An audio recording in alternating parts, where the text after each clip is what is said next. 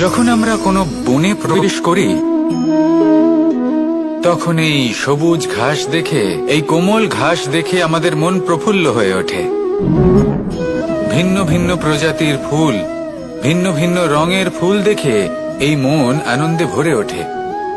এখানে শিশুরা আনন্দ লাভ করে, বড়রা ভোজন গ্রহণ করেন, কথাবার্তা বলেন, হাঁটাহাঁটি করে বেড়ান। এবার ভেবে দেখুন, যখন এই উপবনের নির্মাণ হয়েছিল সেই সময় যদি এই মাটিকে সঠিকভাবে খনন না করা হতো, যদি তাতে সঠিকভাবে বীজ রোপণ না করা হতো, যদি কোনো সংঘর্ষ না হতো, পরিশ্রম না করা হতো, যদি চলতে চলতে পায়ে কাঁটা না বিঁধে যেত, তাহলে এই সুন্দর বন দেখে আমরা কি এই আনন্দ লাভ করতে পারতাম? কখনোই নয়। ধরুন কোনো নদীর তটে সুন্দর একটি বন আছে, সেই বনের আনন্দ লাভ করতে গেলে আপনাকে সেই নদী পার করতেই হবে। যদি সুখের নদীর কাছে পৌঁছতে চান, তাহলে তটে যে কাঁটা রয়েছে সেগুলোর সাথে সংঘর্ষ করতেই হবে।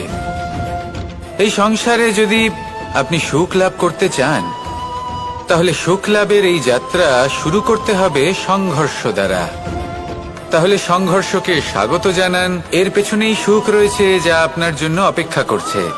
এবার হাসুন আর আমার সাথে ভালোবেসে বলুন, রাধা রাধা। আপনি কখনো কাউকে পর্বতে আরোহণ করতে দেখেছেন? বা আপনি কখনো নিজে কোনো পর্বতে আরোহণ করেছেন? করে থাকলে আপনি এই বিষয়ে অবশ্যই জানবেন যে যখন আমরা শিখরের দিকে এগোই, ওপরের দিকে এগিয়ে চলি, তখন আমাদের একটু ঝুঁকে পথ চলতে হয়। তখনই আমরা সেই পর্বত আরোহণ করতে পারি। কিন্তু যে ব্যক্তি নিচের দিকে ফিরে আসছেন, তিনি কিন্তু ঝুঁকে চলেন না, তিনি দৃঢ়ভাবে সোজা হয়ে নিচে নামেন। এই ভারসাম্য বজায় রাখার এই খেলাতে সংসারের একটা সার লুকিয়ে রয়েছে। যদি আপনিও জীবনে উঁচুতে উঠতে চান, শিখরে পৌঁছতে চান, তাহলে আপনাকেও নত হয়ে, বিনম্র হয়ে সামনে এগোতে হবে। সেখানে যদি আপনি বুক চিতিয়ে উদ্ধতভাবে অহংকার বোধ নিয়ে চলতে থাকেন, সেখান থেকেই আপনাকে নিচে নামতে হবে। কোনো ব্যক্তি তার বিনম্র স্বভাব দেখেই বোঝা যায় যে সেই ব্যক্তি সাফল্যের শিখর দেশে আরোহণ করছে নাকি নিচে তথা খাদের দিকে যাত্রা করছে। তাই সবসময় বিনম্র থাকুন, শ্রেষ্ঠ কর্ম করুন, পরিশ্রম করুন, আর আমার সাথে ভালোবেসে বলুন, রাধার। মানুষ একটা অত্যন্ত শ্রেষ্ঠ কর্ম করতে পারেন, সেটা হলো ভুলে যেতে পারা। আর সেটা বরদানের চেয়ে কম কিছু নয়। মানুষকে যখন কোনো কারণে নিজের প্রিয়জনদের থেকে দূরে যেতে হয়, তখন মনে দুঃখ জাগ্রত হয়, তিনি সেই দুঃখকে ভুলতে পারেন। কখনো কোনো সম্পর্ক থেকে যদি দুঃখ পেয়ে থাকেন, তখন সেই দুঃখকে ভুলতে পারেন। কিন্তু এই সংসারের প্রত্যেক আবেগ, প্রত্যেক বস্তু ভুলে যাওয়া উচিত নয়। বিশেষ করে আমাদের প্রিয়জন, আমাদের পরিবারের সদস্য। যখন এই সংসার থেকে ওনারা চলে যান, তখন যে সৎকর্ম ওনারা করেছেন, যে প্রেরণা ওনারা আমাদের প্রদান করেছেন, কখনো ভুলে যাওয়া উচিত নয়। যখন আপনি কোনো উঁচু স্থানে পৌঁছে যান, আপনি সাফল্য লাভ করেন, তখন সেই সকল বন্ধুদের ভোলা উচিত নয় যারা আপনার সাথে আরম্ভ থেকে ছিল, যারা সব সময় আপনাকে সাহায্য করেছে। আর সবথেকে গুরুত্বপূর্ণ কথা, আপনার বয়স যতই বৃদ্ধি পাক না কেন, মাতা পিতাকে কখনো ভুলবেন না। আপনি যতই বড় হন না কেন, আপনি তাদের সন্তানই থাকবেন। অভিজ্ঞতার দিক থেকে ওনাদের থেকে ছোটই থাকবেন। তাই সবসময় নিজের মাতা পিতাকে নিজের সাথে রাখুন, কখনো তাদের ভুলবেন না। সেই সকল ব্যক্তিদের ভুলে যাবেন না যারা দুঃখের দিনে আপনার সাথে ছিল, তবেই জীবনে সুখ পাবেন। আসুন আর আমার সাথে ভালোবেসে বলুন, রাধা রাধা। কখনো কখনো আমরা শুভ উদ্দেশ্য নিয়ে কারোর মঙ্গল কামনা করি, তার জন্য কোনো ভালো কর্ম করি, এবং সেই ব্যক্তি আমাদের বন্ধুত্ব নিয়েই, আমাদের সম্পর্ক নিয়ে, আমাদের সততা নিয়ে প্রশ্ন করতে থাকে, আমাদের সন্দেহ করে। তখন আমাদের দুঃখ হয়, কিন্তু এটা হওয়া উচিত নয়। কারণ যখনই কোনো ব্যক্তি আপনাকে সন্দেহ করছে, তাতে আপনারই মূল্য বৃদ্ধি পাচ্ছে। একটা কথা বলুন, আপনি কখনো শুনেছেন যে কয়লার শুদ্ধতার পরিমাপ করা হচ্ছে? শোনেননি। কারণ এমনটা কখনো হয়ই না। শুদ্ধতার পরখ শুধুমাত্র সোনার ক্ষেত্রে করা হয়। যখন এই সোনা এই পরীক্ষায় উত্তীর্ণ হয়, তখন সেই সোনা কতটা মূল্যবান সেটা সংসার জানতে পারে। সেই রকমই এই সংসার আপনাকেও পরখ করবে। যখন আপনি এই পরীক্ষায় উত্তীর্ণ হবেন, তখন আপনার মূল্য কতটা অধিক সেটা এই সংসারও জানতে পারবে।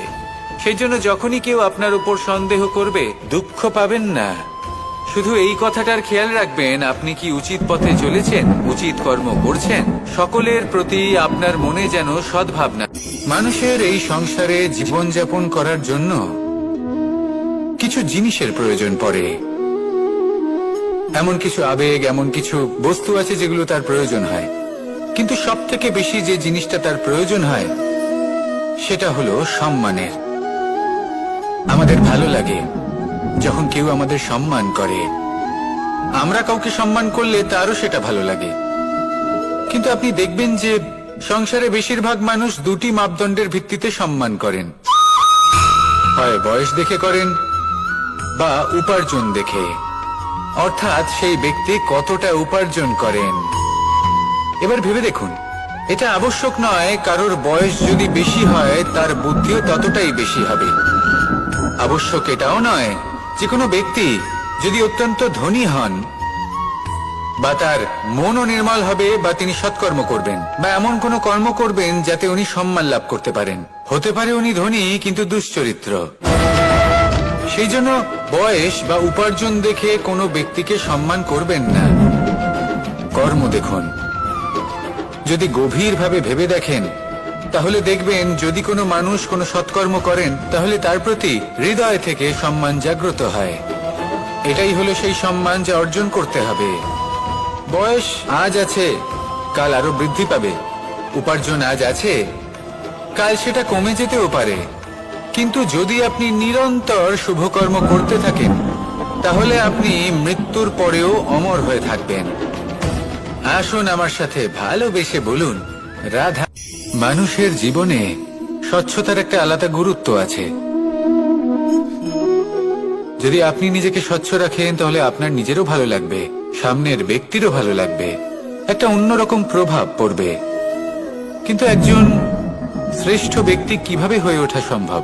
যার মধ্যে গুণ আছে, শিক্ষা আছে, শুভ চেতনা আছে, যিনি সৎকর্ম করেন। কিভাবে হব সেই ব্যক্তি যার মধ্যে জ্ঞান আছে? শুধুমাত্র স্বচ্ছ থাকলে তো তা হওয়া সম্ভব নয়। প্রথমে আপনাকে বুঝতে হবে যে মানুষের মধ্যে চারটি মূল তত্ত্ব আছে। প্রথম হলো তার শরীর, যার দ্বারা উনি যে কোনো কর্ম করে থাকেন। দ্বিতীয় তত্ত্ব হলো তার মন, যার দ্বারা কোনো কর্ম করার জন্য সে নিজেকে প্রেরণা দিতে থাকে। তৃতীয় তত্ত্ব হলো বুদ্ধি, যে কর্ম আমরা করতে চাই, যে লক্ষ্যে আমরা পৌঁছতে চাই, সেটা আমরা কিভাবে কোন পথে করব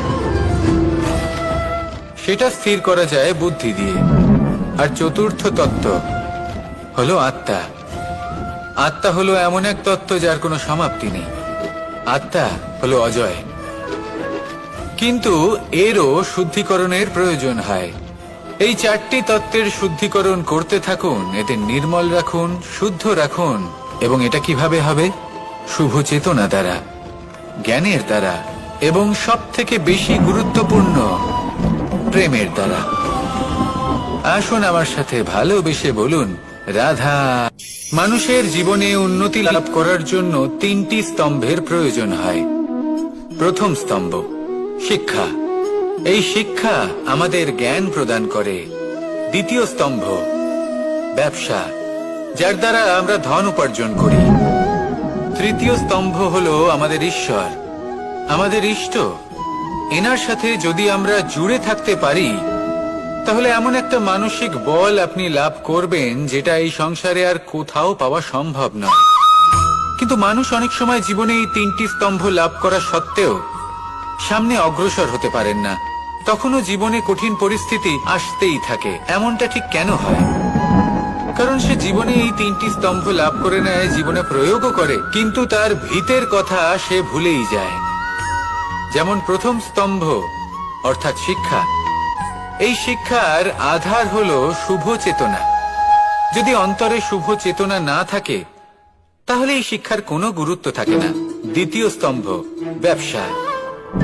পরিশ্রম করে উপার্জন করতে হবে, এই কথাটা আমরা সবাই জানি এবং সবাই চেষ্টাও করি। কিন্তু ব্যবসা করতে করতে আমরা এটা ভুলে যাই আমাদের ব্যবহার কেমন হয়ে পড়েছে। এই ব্যবহার যদি শুভ হয়, তা এই সংসারের একটা নিয়ম আছে, বা বলতে পারেন লোকে তাই বলে, যে শক্তিশালী হয় সে শক্তিহীনকে নত করে দেয়। এমনটাই হয়, তাই না?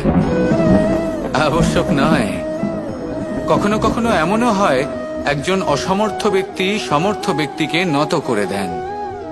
এটা সম্ভব, এও হতে পারে। আর এটা তখন হতে পারে যখন তার মধ্যে ভালোবাসার শক্তি থাকে। ভালোবাসার শক্তি এই সংসারে সবথেকে বড় শক্তি হয়। এই ভালোবাসার শক্তি দ্বারাই নির্ধন সুদামা আমাকে দিয়ে নিজের পা ধুইয়ে নিল, কিছু না বলেই, কিছু না চেয়েই।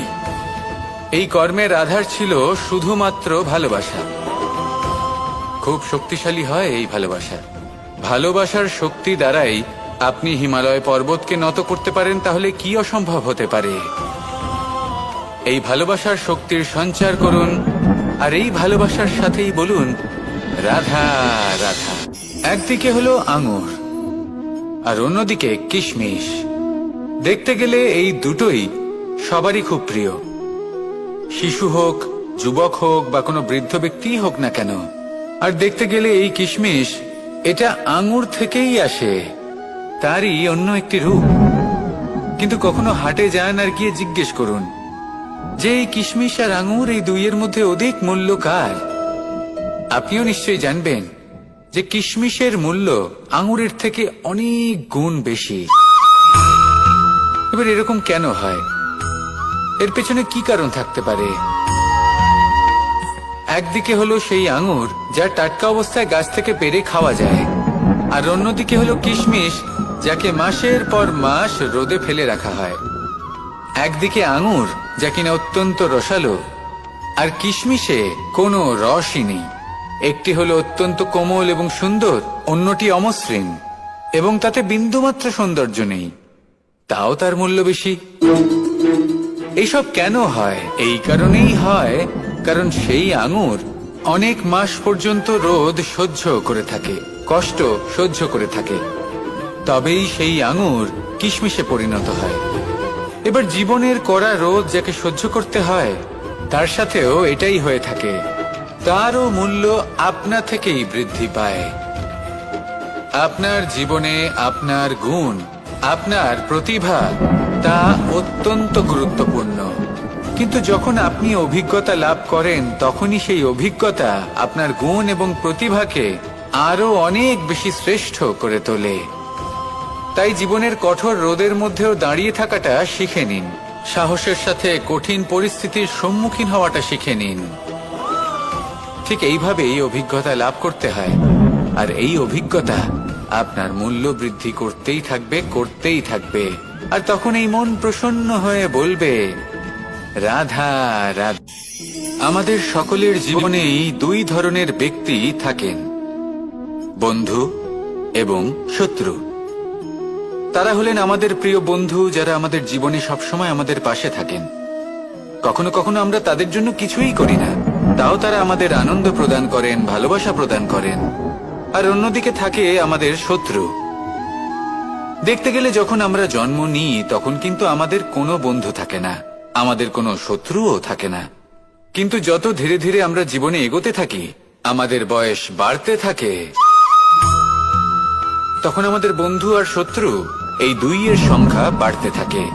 আর সেই সবকিছু নির্ভর করছে আমাদের কথার ওপর এবং আমাদের ব্যবহারের ওপর। এবারে আপনি যদি কোনো ব্যক্তিকে স্বাগত জানান উদার চিত্তে, ভালোবেসে, তাহলে সেই ব্যক্তি আপনার বন্ধু হবেই হবে। কিন্তু যদি আপনি নিজে হাতে কাউকে সামনে অগ্রসর হতে বাধা দেন, বিনা কারণে তার সাথে খারাপ ব্যবহার করেন, তাহলে তার মনে শত্রুতার বোধ অবশ্যই জেগে উঠবে। আর রইল বিষয় কথার, যদি আপনার কথা মধুর হয়, তাহলে সবাইকে আপনি আপন করে নিতে পারবেন। এই কথাই যদি কটু হয় তাহলে আপনার আপনজনেরাও দূরে চলে যেতে পারে। তাই নিজের কথার উপর সংযম রাখুন এবং নিজের আচরণ উদার করে তুলুন। জীবনে সুখই সুখ থাকবে। আসুন আমার সাথে ভালোবেসে বলুন, রাধা। এই সংসারে সব থেকে ভয়ানক এবং গভীর অন্ধকার কোনটা? সেটা যখন মেঘ সূর্যকে ঢেকে দেয় এবং সংসার অন্ধকারাচ্ছন্ন হয়ে ওঠে, নাকি তখন যখন সূর্যাস্তের সময় ঘনিয়ে আসে, সূর্য ঢলে যায় এবং এই সংসারে অন্ধকার ছেয়ে যায়, নাকি সেই অমাবস্যার রাত্রি যখন চতুর্দিকে ঘন অন্ধকার থাকে এবং চন্দ্রমার প্রকাশ কোথাও থাকে না? না, এই সংসারে সব থেকে বেশি ভয়ানক অন্ধকার হলো মানসিকতার অন্ধকার। মানসিকতা খুব গভীর একটা বিষয়। এই মানসিকতাই সত্যের রূপ ধারণ করে এবং আমাদের এই মানসিকতা এবং বিবেকে একটা সূর্য থাকে। যদি আমরা এটা জীবন থেকে বের করে ফেলি তাহলে নিরাশা, হতাশা, অসফলতা এর এমন এক ঘন অন্ধকারে আমরা ফেঁসে যাব যে তার থেকে বাইরে বের হওয়া প্রায় অসম্ভব ব্যাপার হয়ে দাঁড়াবে। বড়ই কঠিন হয় সেই সময়। সেই জন্য ইতিবাচক মনোভাব থাকা খুব প্রয়োজনীয়। এটা ভাববেন না যে এটা আমার সাথে কেন হলো, এই সমস্যা কেন এলো, ওই ব্যক্তি আমার সাথে এটা কেন করলেন। এটা ভাবুন যে আমি জীবনে যে পরিস্থিতিতে দাঁড়িয়ে আছি তার থেকে আমি ঠিক কিভাবে বাইরে বেরোতে পারবো।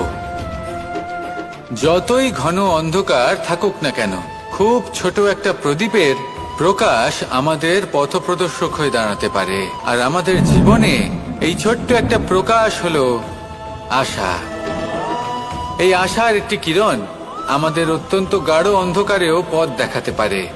তাই এই আশাকে সবসময় মনে প্রজ্বলিত করে রাখুন।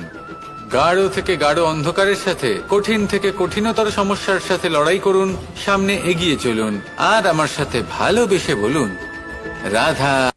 এই সংসারে এমন কোন আবেগ আছে যা সবসময় কটু বলে মনে হয়, কিন্তু সবার শেষে এটি সব থেকে বেশি মধুর উপলব্ধি প্রদান করে, সব থেকে বেশি মধুর অনুভূতি প্রদান করে।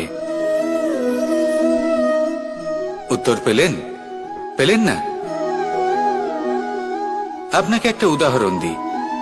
যখন মাতা সীতাকে অপহরণ করা হয়েছিল তখন শ্রীরাম অপেক্ষা করেছিলেন 4 মাস পর্যন্ত। উনি খুঁজতে চেয়েছিলেন কিন্তু উনি ওনার খোঁজ বন্ধ রেখেছিলেন। কল্পনা করে দেখুন ওনার কতটা যন্ত্রণা হয়েছিল। উনি শুধু অপেক্ষা করছিলেন কারণ তখন বর্ষা ছিল। অনেক দিন পর্যন্ত সূর্যের আলো দেখা যায়নি। উনি জানতেন এরকম সময় বানর সেনার পক্ষে বনের মধ্যে পথ খোঁজা খুবই কঠিন কাজ হবে। সাগর পার করা অত্যন্ত কঠিন হয়ে দাঁড়াবে। তারা হয়তো বনের মধ্যে পথ হারিয়ে ফেলবে। উনি অপেক্ষা করলেন, আর এই অপেক্ষার ফল হিসেবে উনি কি লাভ করলেন? সাগরে সেতু নির্মাণ করলেন এবং মাতা সীতাকে সসম্মানে আবার ফিরিয়ে আনলেন। যদি শ্রীরাম অপেক্ষা না করতেন তাহলে হয়তো এই সবকিছু কখনোই সম্ভব হতো না। এটাই হলো শক্তি ধৈর্যের। এটাই হলো আমাদের কাছে শিক্ষা। এই ধৈর্যই প্রত্যেকবার আমাদের অত্যন্ত কঠিন বলে মনে হয়। ধৈর্য ধরা অত্যন্ত কঠিন, কিন্তু অবশেষে এটাই সব থেকে শ্রেষ্ঠ ফল দান করে, সব থেকে মধুর উপলব্ধি, সব থেকে মধুর অনুভূতি প্রদান করে। তাই ধৈর্য ধরে থাকুন, সবকিছু শুভ হবে। আর তখন এই মন প্রফুল্ল হয়ে বলবে, রাধা রাধা। সুখ এবং দুঃখ এই দুই হলো আমাদের জীবনের অবশ্যম্ভাবী এবং গুরুত্বপূর্ণ অঙ্গ। আমাদের সকলের জীবনে কখনো সুখও আসে, আবার কখনো দুঃখও আসে। আমরা সবসময় ভাবি আমরা কিভাবে সুখ লাভ করব, কিভাবে আমরা দুঃখ থেকে দূরে থাকতে পারি। আর এই জীবনে যা কিছুই ঘটুক না কেন, সেই সবকিছু আমরা সুখ এবং দুঃখের মাপদণ্ডে মেপে থাকি। এবার এখানে একটা ছোট্ট বিষয় আছে। এটা ভেবে দেখতে হবে যে কে আসলে সুখী ব্যক্তি। সুখী ব্যক্তি হলেন তিনি যিনি নিজের জীবনে নিজের কর্মের বিশ্লেষণ করে থাকেন, সেই বুঝে পদক্ষেপ নেন। উনি কি করতে চলেছেন সেটা উনি জানেন। আর যদি ওনার কোনো দোষ থাকে বা ভুল থাকে তাহলে সেগুলো শুধরে নিয়ে এগিয়ে চলেন।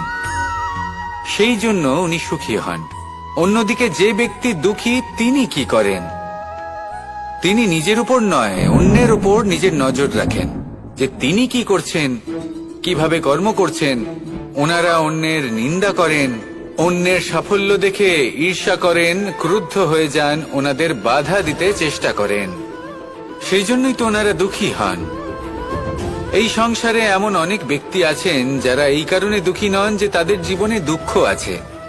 তারা এই কারণে দুঃখ পান কারণ অন্যের জীবন অনেক বেশি সুখের। দেখুন, শেষ পর্যন্ত আপনাকে নিজের কর্মের প্রতি মনোসংযোগ করতেই হবে, অন্যের প্রতি নয়। কারণ আপনার জীবনে আপনার কর্ম হলো এমন একটা জিনিস যা আপনার নিয়ন্ত্রণে আছে। নিরন্তর চেষ্টা করতে থাকুন, নিজের কর্মকে বুঝতে শিখুন, শুধরে নিন, নিজেকে শ্রেষ্ঠ করে তুলুন। তখন সাফল্য নিজে থেকে আপনার কাছে আসবে আর এই মন প্রসন্ন হয়ে বলবে, রাধা রাধা। মুক্তোর এই মালা দেখতে কত সুন্দর হয়, তাই না? যিনি ধারণ করেন তাকেও এটা শীতলতা প্রদান করে, আর যে ব্যক্তি দেখে তার চোখও এই দৃশ্য দেখে শান্তি উপলব্ধি করে। কিন্তু ভাবুন, যদি এমন কিছু হয় যে সুতো দ্বারা এই মুক্তোর মালা তৈরি হয়েছে সেটা কেউ ছিঁড়ে দেয়, তাহলে এই মুক্তোর মালা ছিঁড়ে যাবে আর সমস্ত মুক্তো মাটিতে পড়ে যাবে, ছড়িয়ে পড়বে।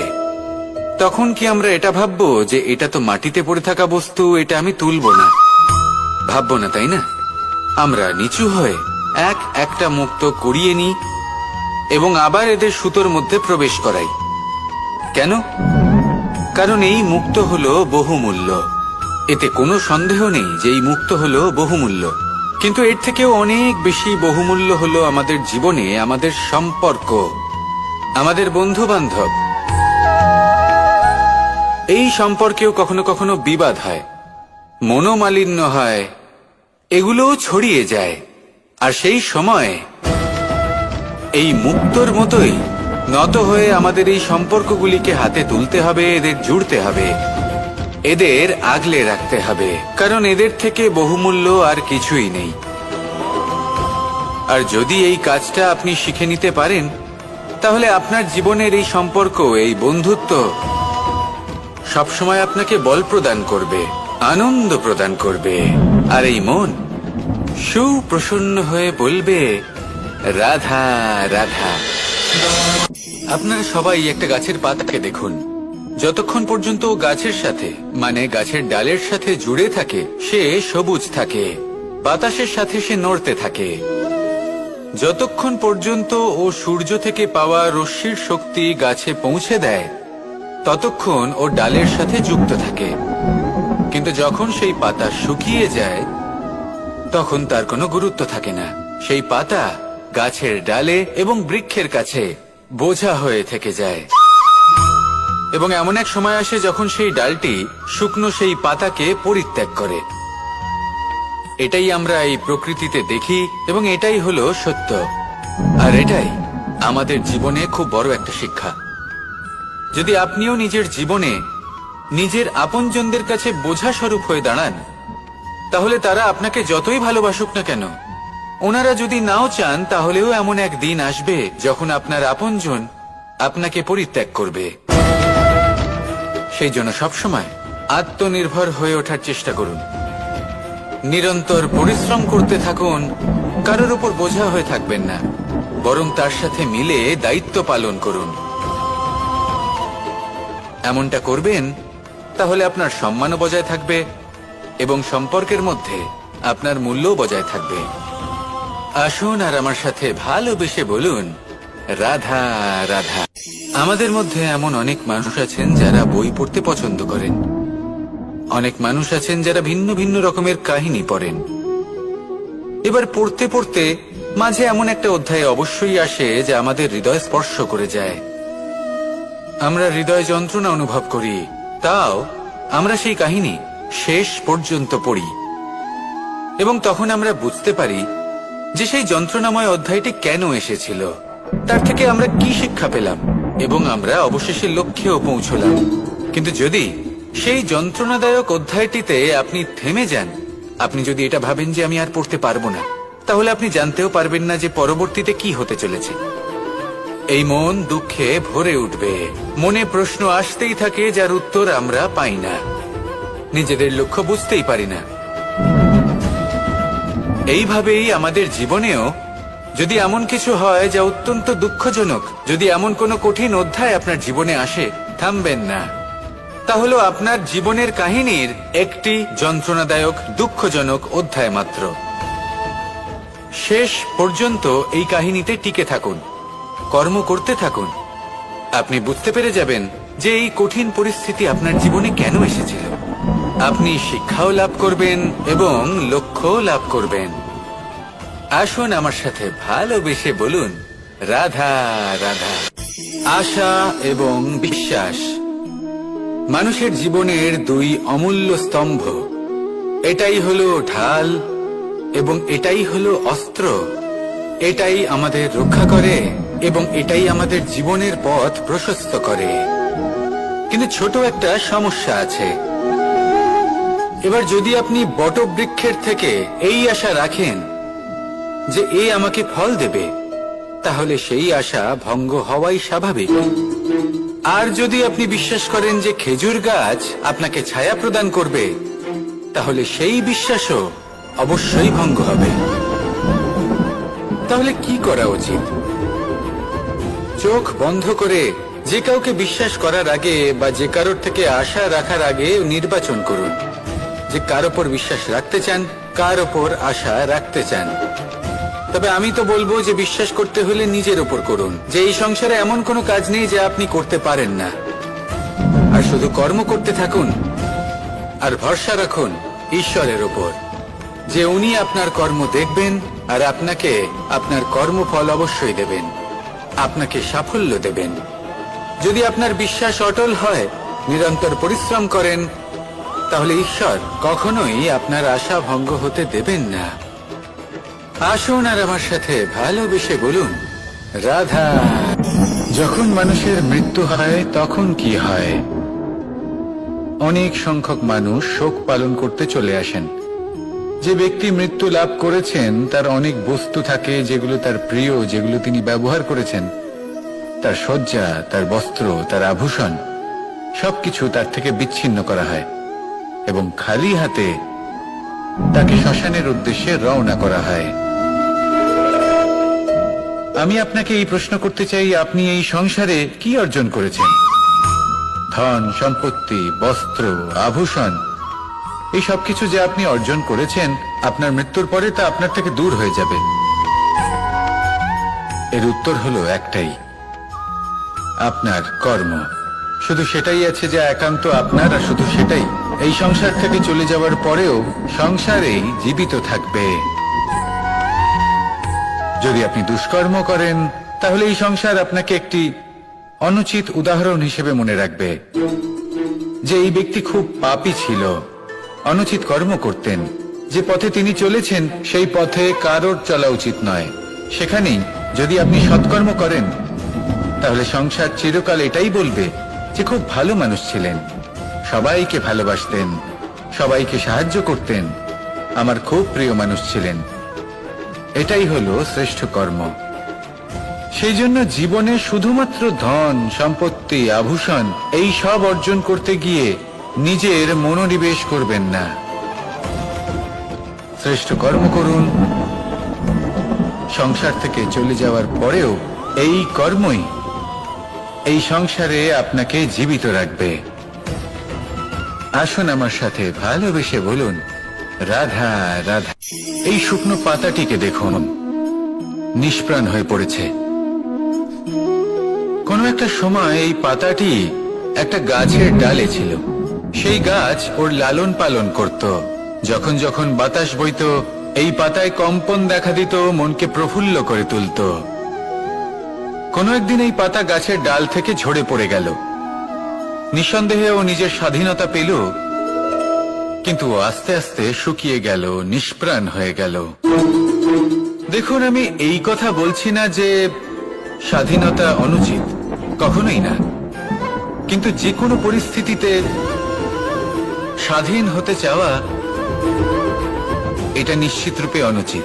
আমরা যদি আমাদের জীবনে পরিবারের গুরুত্ব ভেবে দেখি, তাহলে এই পরিবারে যতই মতভেদ থাকুক না কেন, যতই মনোমালিন্য থাকুক না কেন, যতই বিবাদ থাকুক না কেন, এই সব মিটিয়ে নেওয়া অত্যন্ত প্রয়োজনীয়। সেই সবকিছু সমাপ্ত করা অত্যন্ত প্রয়োজনীয়।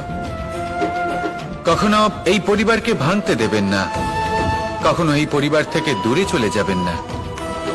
এই পরিবার হলো আমাদের জীবনের একটা অমূল্য সম্পদ, অমূল্য এক আশ্রয়, যা এই সংসারে হয়তো কোথাও আপনি পাবেন না। তাই একে আগলে রাখুন। ভেবে নিন আপনি পাতা আর আপনার পরিবার সেই গাছ। আসুন আমার সাথে ভালোবেসে বলুন, রাধা রাধা। কখনো কখনো অন্ধকারের সাথে লড়াই করার জন্য আমরা প্রদীপ জ্বালাই। এতে প্রথমে সলতে রাখি, তারপর তেল ঢালি, তারপর আগুন জেলে এটা প্রজ্বলিত করি। তারপর একটা সময় আসে যখন এই প্রদীপ নিভে যায়। কারণটা কি? কারণ কি এটা যে প্রদীপের প্রকাশমান হওয়ার ক্ষমতা সমাপ্ত হয়েছে? না, এই যে আগুন আমরা দেখতে পাচ্ছি, এই আগুনের জন্য যে শক্তির প্রয়োজন হয় তা আসে এই তেল থেকে। যদি এই তেল সমাপ্ত হয়ে যায় তাহলে এই প্রকাশ তাও সমাপ্ত হয়ে যায়। আর আমাদের জীবনে এই তেল হলো আমাদের কর্ম, আর এই আগুন আর এর দ্বারা উৎপন্ন হওয়া প্রকাশ আমাদের ভাগ্য। যত আমাদের কর্ম ক্ষীণ হতে থাকবে, আমাদের ভাগ্য সৌভাগ্য কোথাও না কোথাও লুপ্ত হয়ে যাবে। যে উজ্জ্বল ভবিষ্যৎ আমরা চাইছি তা কখনো লাভ করতে পারবো না যদি কর্ম না করি। ঠিক যেমন তেল ছাড়া অগ্নি উৎপন্ন হয় না, তেমনি কর্ম ছাড়া সৌভাগ্য হয় না। আর যেমন কর্ম তেমন ভাগ্য। তাই সবসময় কর্ম করতে থাকুন, কর্ম করা থামাবেন না। আর আমার সাথে ভালোবেসে বলুন, রাধা রাধা। যখন আমরা মৌন থাকি তখন আমরা কতটা শক্তি ব্যয় করি, বিন্দুমাত্র নয়। সেখানেই যখন আমরা রুষ্ট হই তখন আমরা কতটা শক্তি ব্যয় করি। আমাদের রক্ত গরম হয়ে ওঠে, চোখ থেকে যেন অগ্নি বর্ষা হয়, আমরা চিৎকার করতে থাকি, জোরে কথা বলি, কখনো কখনো আমরা অনুচিত কর্ম করে বসি। সবকিছুই ক্রোধের বশে করি। এবার এই ক্রোধকে মৌনতায় পরিণত করতে হবে। এই কাজটা চোখে দেখা যায় না, এই কাজ সরল নয়, এই কাজ হলো অত্যন্ত কঠিন এবং এই কাজই শ্রেষ্ঠ। সেই ব্যক্তি শক্তিশালী নন যিনি কথায় কথায় ক্রুদ্ধ হয়ে যান, কথায় কথায় যিনি আক্রমণ করেন। আজ্ঞে না, সব থেকে বেশি শক্তিশালী ব্যক্তি হলেন তিনি যিনি নিজের ক্রোধকে মৌনতায় পরিবর্তন করতে পারেন, যিনি শান্ত মনে পরিস্থিতিকে বোঝেন, তার আকলন করেন আর তারপর বিবেকের দ্বারা সিদ্ধান্ত নেন। তিনি হলেন সব থেকে শক্তিশালী ব্যক্তি। তাহলে সেই ব্যক্তি হয়ে উঠুন আর আমার সাথে ভালোবেসে বলুন, রাধা রাধা।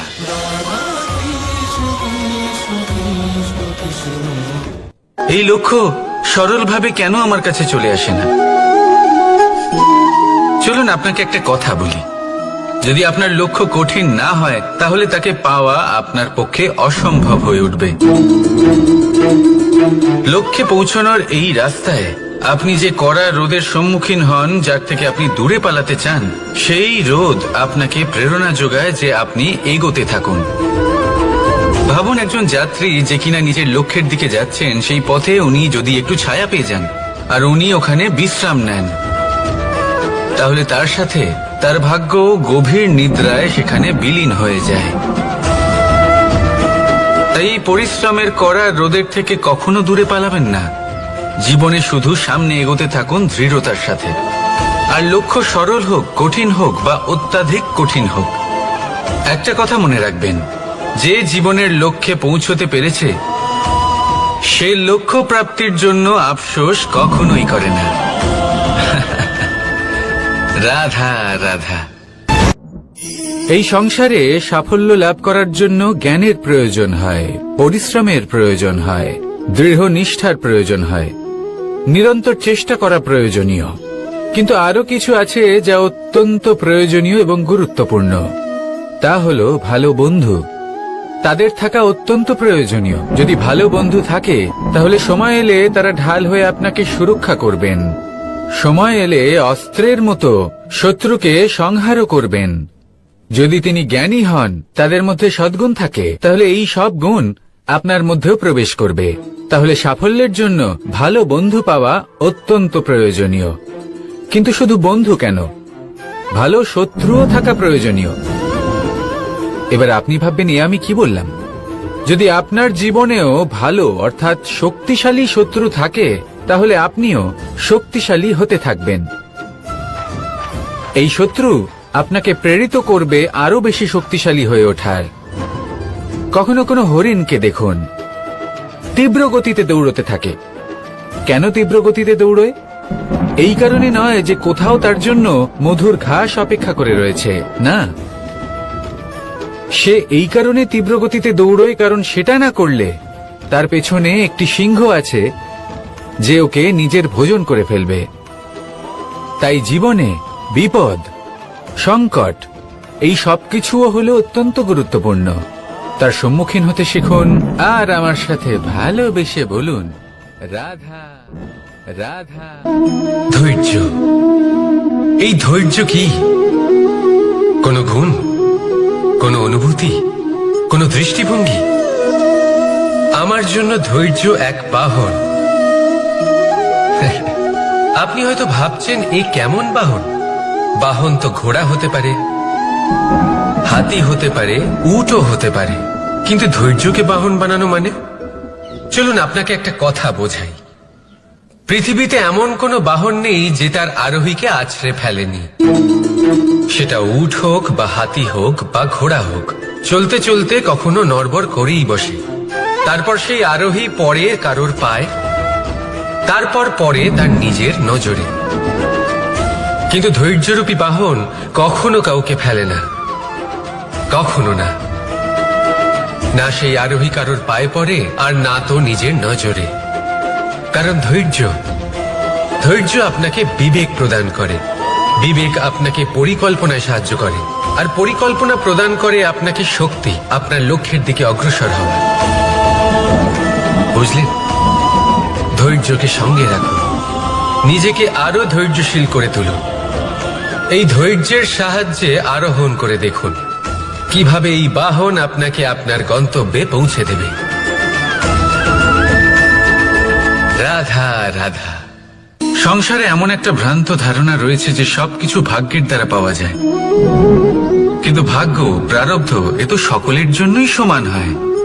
এটা তো ব্যক্তির উপরে নির্ভরশীল হয়, তার আকাঙ্ক্ষার উপরে নির্ভরশীল হয়, বাসনার উপরে নির্ভরশীল হয়, স্বভাবের উপরে নির্ভরশীল হয় যে উনি সেটা নিয়ে কি করেন।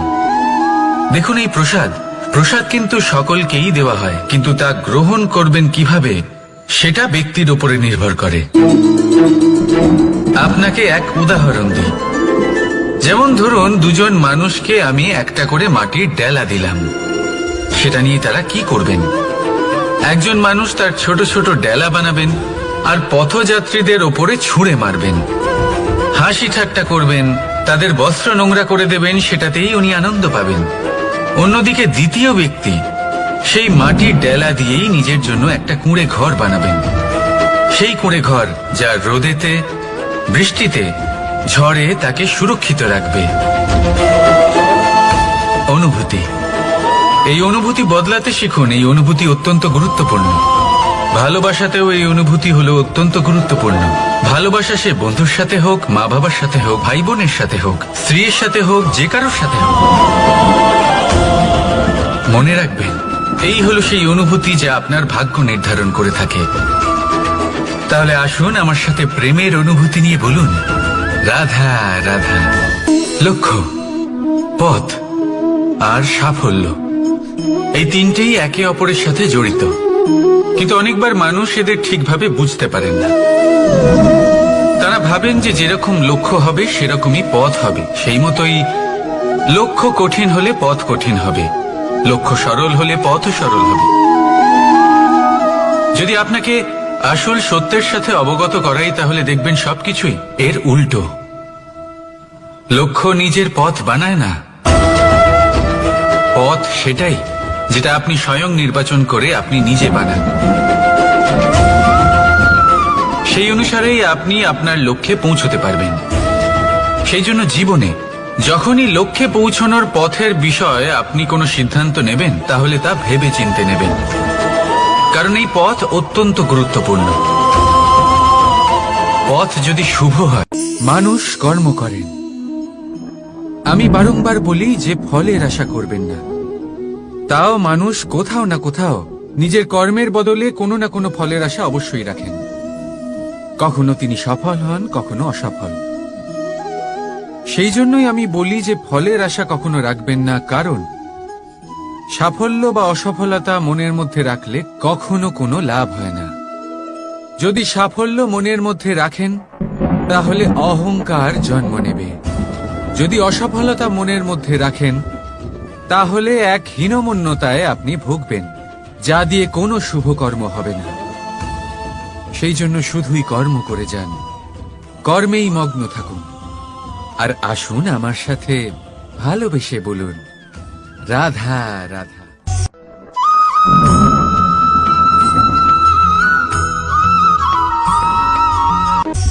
বন্ধু আর শত্রু প্রত্যেকের জীবনের একটা বড় অংশ এর উপরে নির্ভরশীল হয়ে থাকে। আপনার জীবনে সফলতা আর অসফলতাও এর উপরে নির্ভরশীল। কিন্তু এই বন্ধু এবং শত্রুদের খুঁজে পাওয়ার জন্য আপনাদের বাইরে যাওয়ার প্রয়োজন নেই, কারণ এরা স্বয়ং আপনার ভেতরেই আছে। আপনি যদি বিনম্র থাকেন, যদি আপনি নিরন্তর প্রয়াস করতে পারেন, তাহলে আপনার কোনো বন্ধুর প্রয়োজন নেই। যদি আপনার মধ্যে অহংকার থাকে, যদি প্রতি কথায় আপনার মধ্যে ক্রোধ উৎপন্ন হয়, তাহলে আপনার শত্রুর কোনো প্রয়োজনই নেই। নিজের অন্তরের এই বন্ধু ও শত্রুকে চিনুন আর আমার সাথে ভালোবেসে বলুন, রাধা রাধা।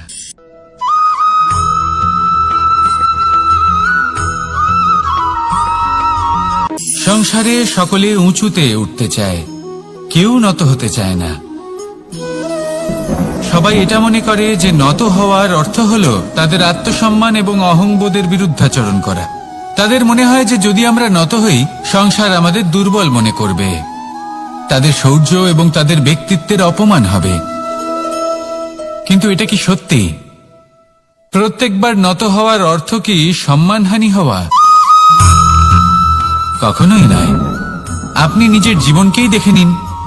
আপনার কোনো অমূল্য জিনিস যদি নিচে পড়ে যায় তাহলে তাকে কিভাবে তোলেন?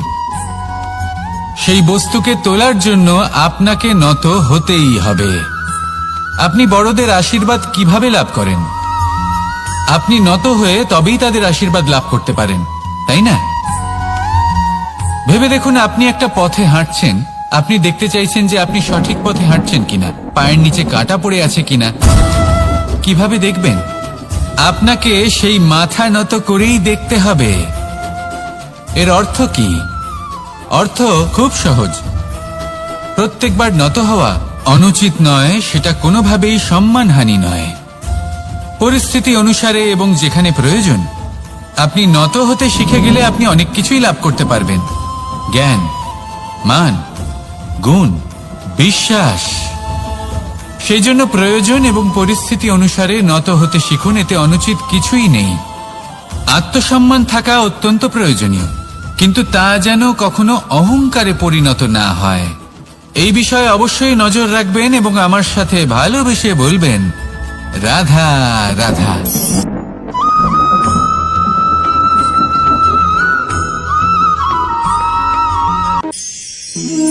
একে চিনতে পারলেন? একে কুঠার বলা হয়। আপনারা জীবনে কোথাও না কোথাও কোনো না কোনো রূপে এটা দেখেই থাকবেন। একটা ব্যাপার নিশ্চিত, এই কুঠার ছাড়া কোনো বৃক্ষকে কাটতে পারা সরল নয়। এবার আপনি কখনো এটা ভেবেছেন, এই কুঠার, এর এই অংশ, এর মুখটাই যদি না থাকে তাহলে কি হবে? এ শুধুমাত্র কোনো বৃক্ষই নয়, তার কোনো ডালও কাটতে সক্ষম হবে না। এবারে ভাবুন, এই শুকনো কাঠের হাতল এ আমরা কোত্থেকে পেলাম? কোনো এক বৃক্ষ থেকেই। সেই ডাল যাকে কেটে ফেলা হয়েছিল এক বৃক্ষকে কাটার জন্য, এই ডালই শস্ত্ররূপে প্রস্তুত। আমাদের জীবনে আমাদের প্রিয়জন, আমাদের আপনজন যখন সময় কখনো কখনো তাদের সঙ্গ না দেয়, যদি তারা দৈন দশায় থাকেন, তাহলে তাদের সঙ্গ কখনো ছাড়বেন না। ওনাদের প্রয়োজন শুধুমাত্র মনোবল। তা তাদের দিন। তাদের সাহায্য করা আপনার কর্তব্য। হয়তো তাদের সাথে থেকে আপনার কোনো লাভ হবে না, কিন্তু তাদের দূরে থাকাতে আপনার ক্ষতি অবশ্যই হতে পারে। সর্বদা সাহায্য করুন। সঠিক সময় আসলে তা আপনার সহায়ক অবশ্যই হবে।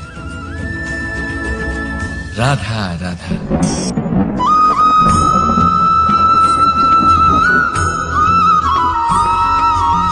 যোগাসন।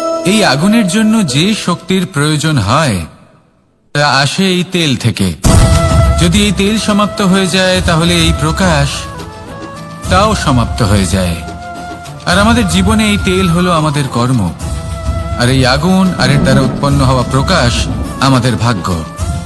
যত আমাদের কর্ম ক্ষীণ হতে থাকবে, আমাদের ভাগ্য সৌভাগ্য কোথাও না কোথাও লুপ্ত হয়ে যাবে। যে উজ্জ্বল ভবিষ্যৎ আমরা চাইছি তা কখনো লাভ করতে পারবো না যদি কর্ম না করি। ঠিক যেমন তেল ছাড়া অগ্নি উৎপন্ন হয় না, তেমনি কর্ম ছাড়া সৌভাগ্য হয় না। আর যেমন কর্ম তেমন ভাগ্য। তাই সবসময় কর্ম করতে থাকুন, কর্ম করা থামাবেন না। আর আমার সাথে ভালোবেসে বলুন, রাধা রাধা।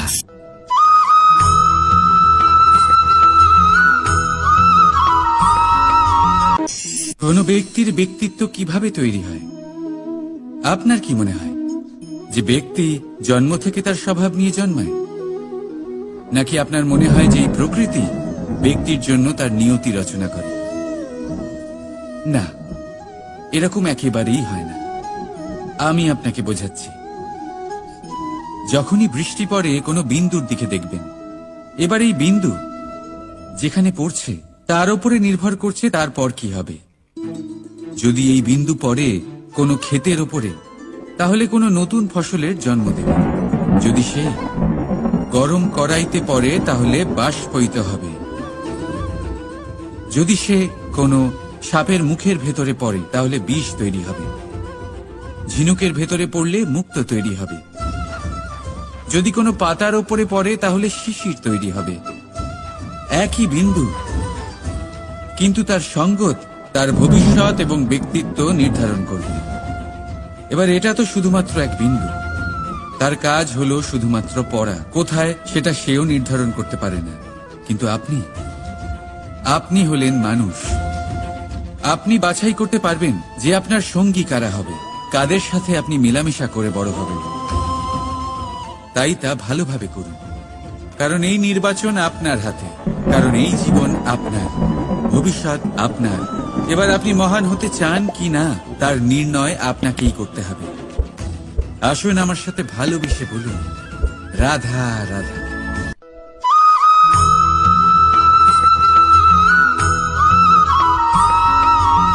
ভয়ের সাথে আমরা সবাই পরিচিত। কষ্টও আমরা সবাই পেয়েছি। কখনো কখনো আমরা অসুস্থ হয়ে পড়ি, আর এমন সময় হলে মাতার মমতা, কখনো বাবার স্নেহ, কখনো বন্ধুদের পাশে থাকার অনুভূতি আমাদের রোগ নিরাময়ে সাহায্য করে। কখনো যদি আমরা নিরাশ হয়ে পড়ি, তখন যদি আমাদের কোনো আপনজন আমাদের দুটো ভালো কথা বলে, তখন আমাদের মনোবল বেড়ে যায়। ঠিক তেমন সংসারের এই রঙ্গমঞ্চে যদি আপনি পীড়িত অনুভব করেন, কিছু শুভ কথা আলোচনা করুন, কিছু স্তুতি গান করুন, কিছু মুহূর্তের জন্য হলেও নিজের ইষ্টদেবের কথা স্মরণ করুন আর প্রার্থনা করুন। সাহস বাড়বে, শক্তিও বৃদ্ধি পাবে এবং সামনে এগিয়ে চলার পথও দেখতে পাবেন। তখন এই মন প্রসন্ন হয়ে বলবে, রাধা রাধা।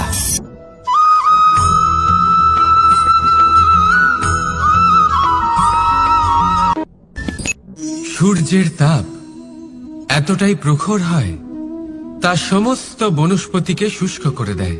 পুকুর হোক, নদী হোক, সরোবর হোক, সমস্ত শুষ্ক হয়ে যায়। কিন্তু আপনি কখনো শুনেছেন সূর্যের তাপে সমুদ্র শুকিয়ে গেছে? এমন কখনোই হয় না। আর এর পেছনেই লুকিয়ে রয়েছে এক অমূল্য জীবনের শিক্ষা। সমুদ্রের মতো নিজেকে ধৈর্যশীল করে তুললে, নিজেকে সংযমী করে তুললে, সূর্যের তাপ আপনার কোনো ক্ষতি করতে পারবে না। আপনার অন্তর থেকে সেই তাপ বাষ্পায়িত হয়ে মেঘ তৈরি হয়ে সূর্যকে ঢেকে দেবে, আর তারপর হবে শুধু সাফল্যের বৃষ্টি। তাহলে আসুন আর আমার সাথে ধৈর্যের সাথে বলুন, রাধা রাধা।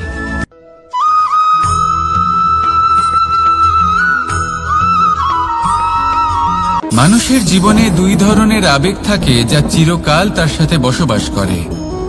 প্রথম, স্বপ্ন। দ্বিতীয়, অজুহাত। মানুষ হাজার হাজার স্বপ্ন দেখতে পারে। আমাকে এই কাজ করতে হবে, আমাকে ওখানে ঘুরতে যেতে হবে, আমায় জীবনে এই অসম্ভব কাজ বাস্তবায়িত করে দেখাতে হবে, আদি ইত্যাদি।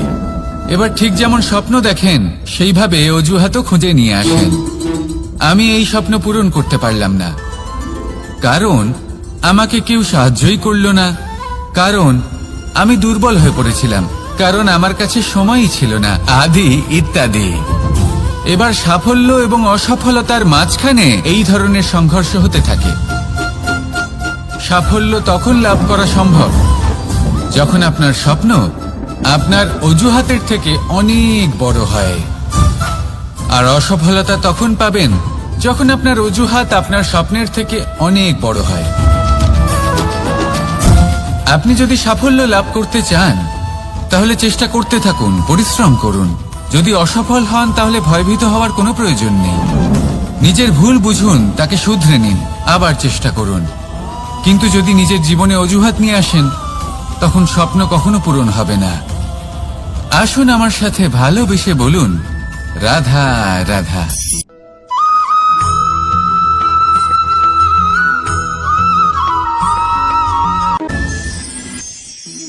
মানুষ অসুস্থ কেন হন? শারীরিক দুর্বলতার কারণে? না, মানুষ অসুস্থ হন তার মানসিকতার কারণে, তার বিবেকের কারণে, তার কর্মের কারণে, তার ক্রোধের কারণে। আর যখন কেউ সুস্থ হন, ঠিক হয়ে যান, তার মানে এটা নয় যে শুধু ওষুধের জন্য তিনি সুস্থ হয়েছেন। না, এটা কারোর তার প্রতি প্রেমের প্রভাব, বিশ্বাসের প্রভাব, সম্বলের প্রভাব। শুধুমাত্র ওষুধ দিয়ে কিছুই হয় না। যদি মনে প্রেম থাকে, বিবেক থাকে, বিশ্বাস থাকে, সম্বল থাকে, তবেই সেই ওষুধ কাজ করতে পারে। তাই মনে রাখবেন, এই জীবন হলো অত্যন্ত ছোট।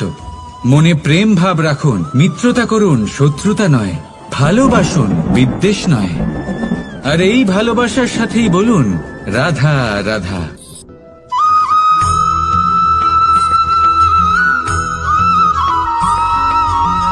জীবন কিসের উপর নির্ভরশীল? ধনের ওপর, বৈভবের ওপর, নিঃশ্বাসের ওপর? না, এই জীবন নির্ভরশীল বিশ্বাসের ওপর। বিশ্বাস নিজের ওপর, বিশ্বাস আমাদের আপনজনের ওপর। কিন্তু যখন এই বিশ্বাস ভেঙে যায় তখন মানুষের মনও ভেঙে যায়, আর তারপর সে অন্য কিছু করতেই পারে না। তখন কি করা যেতে পারে? 3টে কাজ আছে যা আপনি করতে পারেন। প্রথম, ভালোবাসা। যাকে আপনি ভালোবাসেন, যারা আপনাকে ভালোবাসে, ভুল যারই হোক না কেন, তার কাছে ক্ষমা চাইতে কখনোই সংকোচ বোধ করবেন না। দ্বিতীয় হলো বিশ্বাস। যারা আপনাকে ভালোবাসেন, আপনাকে বিশ্বাস করেন, তাদের বিশ্বাস কখনো ভাঙবেন না। তৃতীয় হলো আশা। যারা আপনাকে ভালোবাসেন, আপনাকে বিশ্বাস করেন, তাদের আশা আপনার সাথে জড়িত। তাদের থেকে কখনো কিচ্ছু লুকোবেন না। এই 3টে কাজ করুন, আর এই জীবন সুপ্রসন্ন হয়ে বলবে, রাধা রাধা।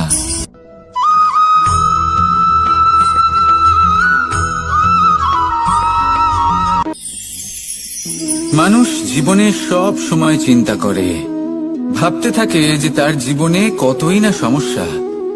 তারপরে নিজের আশেপাশে দেখে আর ভাবে যে সবাই কত প্রসন্ন, শুধু আমার জীবনেই সমস্যা আছে। কিন্তু বিষয়টা তা নয়। শুধু প্রত্যেক ব্যক্তিরই নয়, প্রত্যেক প্রাণীরও জীবনে সমস্যা আছে।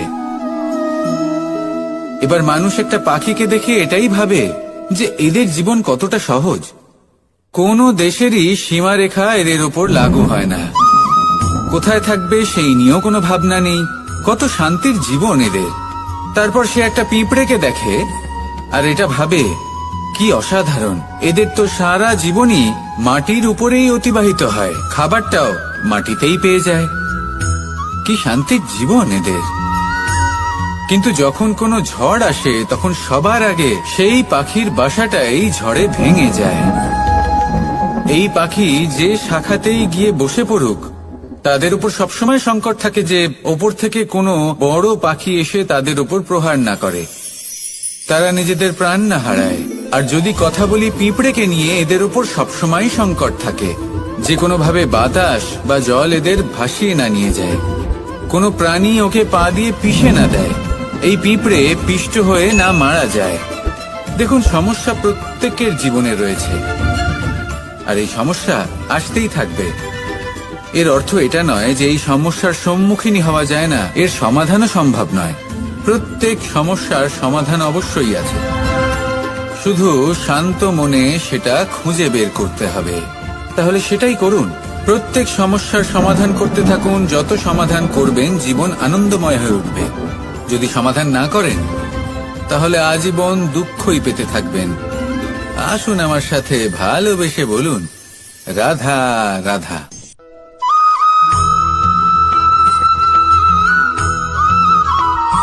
প্রেম হলো এই সংসারের সব থেকে বড় ঢাল এবং সব থেকে বড় অস্ত্র। এই প্রেম ছাড়া না কোনো ন্যায় হয় আর না কোনো শাস্ত্র, না জীবন আছে আর না অন্ত। এবার যদি এই প্রেম মনের মধ্যে বাস করতে শুরু করে তাহলে কখনো কোনো সমস্যাই হবে না, আর যদি হয়েও থাকে তাহলে তা স্থায়ী হবে না। এই প্রেম কি না করতে পারে? এই প্রেম সমস্ত সমস্যা মিটিয়ে ফেলতে পারে। আপনার মনের মধ্যে অহংকারকেও বিনাশ করে দিতে পারে। আপনাকে সাক্ষাৎ ঈশ্বরের সাথে দেখা করাতে পারে। তাই প্রেমের দ্বারা প্রয়াস করতে থাকুন। এই সংসারের প্রত্যেক মানুষকে, প্রত্যেক বস্তুকে, প্রত্যেক জীব জন্তুকে ভালোবাসবেন। আর এই প্রেমের দ্বারাই বলুন, রাধা রাধা।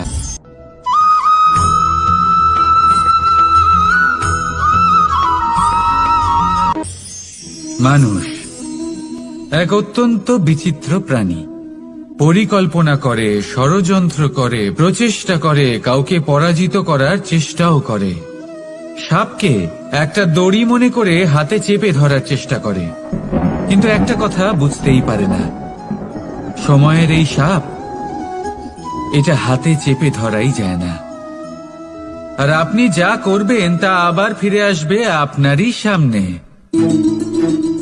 দেখুন, এতে কিছুই যায় আসে না যে আপনি কুম্ভকারের পুত্র নাকি কৃষ্ণের পুত্র। যদি আপনি অনুচিত কর্ম করেন তাহলে আপনার সাথেও অনুচিতই হবে। অশুভ কর্ম করলে আপনার সাথেও অশুভই হবে। কুরু বংশ অত্যন্ত মহান বংশ ছিল। এই কুরু বংশ কি হলো তার সাথে? একটা গোটা বংশ বয়ে গেল, কারণ ওনাদের উদ্দেশ্য অশুভ ছিল। অন্যদিকে 5 জন বনবাসী পাণ্ডব মহাভারত বিজয়ী হলেন, কারণ তাদের উদ্দেশ্য শুভ ছিল। তাই মনে রাখবেন, শুভ অগ্নি প্রজ্বলিত করবেন, শুভ তাপ সঞ্চার হবে। অশুভ অগ্নি প্রজ্বলিত করবেন, নরকেই জ্বলতে হবে।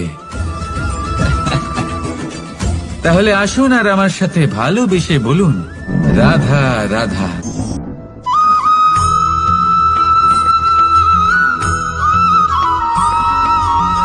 প্রেম এই সংসারে এসেছিল এই সংসারকে প্রেমের শিক্ষা দেওয়ার জন্য, এই জীবনের সুখের অনুভূতি আসলে কি তা শেখানোর জন্য। কিন্তু যদি সত্যি কথা বলি তো আমি নিজেই প্রতিদিন প্রেমের নতুন নতুন স্বরূপ দেখতে পাই। প্রেমের একটা নতুন অনুভূতি প্রত্যেক নতুন দিনে। আর তার কারণ হলো এই প্রেম অনন্ত। এ হলো দৈব। প্রেম হলো এই সংসারের সব থেকে বড় ঢাল এবং সব থেকে বড় অস্ত্র। এই প্রেম ছাড়া না কোনো ন্যায় হয় আর না কোনো শাস্ত্র, না জীবন আছে আর না অন্ত। এবার যদি এই প্রেম মনের মধ্যে বাস করতে শুরু করে, তাহলে কখনো কোনো সমস্যাই হবে না, আর যদি হয়েও থাকে তাহলে তা স্থায়ী হবে না। এই প্রেম কি না করতে পারে? এই প্রেম সমস্ত সমস্যা মিটিয়ে ফেলতে পারে। আপনার মনের মধ্যে অহংকারকেও বিনাশ করে দিতে পারে। আপনাকে সাক্ষাৎ ঈশ্বরের সাথে দেখা করাতে পারে। তাই প্রেমের দ্বারা প্রয়াস করতে থাকুন। এই সংসারের প্রত্যেক মানুষকে, প্রত্যেক বস্তুকে, প্রত্যেক জীব জন্তুকে ভালোবাসবেন। আর এই প্রেমের দ্বারাই বলুন রাধা রাধা।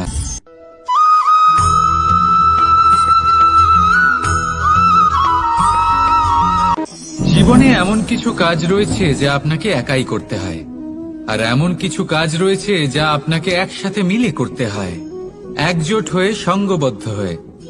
এবার সঙ্গবদ্ধ বলতে কি বোঝাতে চাইছি? আমি তাদের কথা বলছি না যারা বাস্তবিকভাবে একে অপরের সাথে কাজ করেন। আমি তাদের কথা বলছি যারা একে অপরের থেকে দূরে থেকেও একে অপরকে বিশ্বাস করেন। আমি আগেও বলেছিলাম, সমস্ত বিশ্বের আশা বিশ্বাসেই বসবাস করে, তাই না? তাই যেখানে সমস্ত বিশ্ব আছে, সমস্ত সংসার আছে, সেইখানেই বিশ্বাস রয়েছে। তাই আপনার আশেপাশে এমন দল সঙ্গবদ্ধ করুন যাদের আপনার উপর বিশ্বাস আছে আর যাদেরকে আপনি বিশ্বাস করতে পারেন। তাহলে আসুন আর আমার সাথে ভালোবেসে বলুন রাধা রাধা।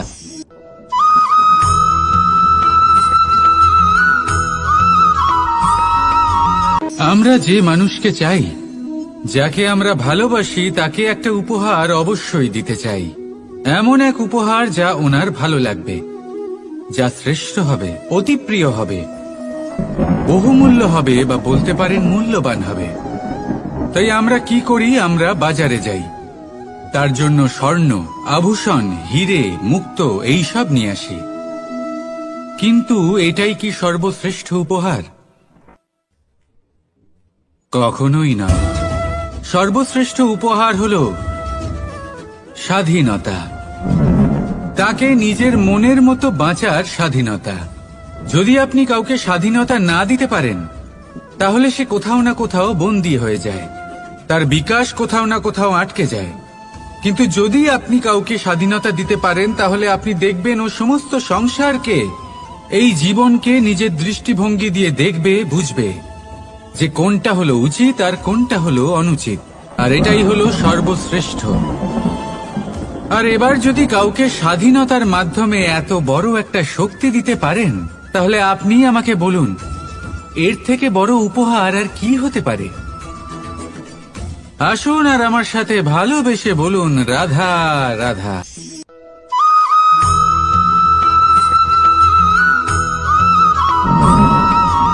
পিতা আর পুত্রের সম্পর্ক অত্যন্ত মধুর হয়ে থাকে। পিতা স্বপ্ন দেখেন, তাকে পূর্ণ করার সকল সম্ভাব্য চেষ্টা করেন, কিন্তু তাও অনেক সময় ওনার স্বপ্ন অপূর্ণ থেকে যায়। তখন পিতা ভাবেন যে স্বপ্ন উনি পূর্ণ করতে পারেননি, ওনার সন্তান তা অবশ্যই পূরণ করবে। যে স্থানে উনি কখনো পৌঁছতে পারেননি, সেই স্থানে ওনার পুত্র অবশ্যই পৌঁছবে। পিতা নিজের সন্তানের ভবিষ্যৎ নিয়ে সেই স্বপ্ন দেখেন, আর যখন সেই সন্তান সামনে এগোতে থাকে, তখন তার দুঃখ হয় না, বরং গর্ব হয়। ওনার ভালো লাগে এটা দেখে যে ওনার সন্তান অনেক উন্নতি করছে। কিন্তু যখন সন্তান নিজের অভিভাবকের শক্তি দেখে, তার যশ দেখে হিংসা করতে থাকে, সমস্যা সেইখানেই শুরু হয়। সেই জন্য সকল সন্তানকে এটা মনে রাখতে হবে, দেখুন, পুত্র হবার সুবাদে এক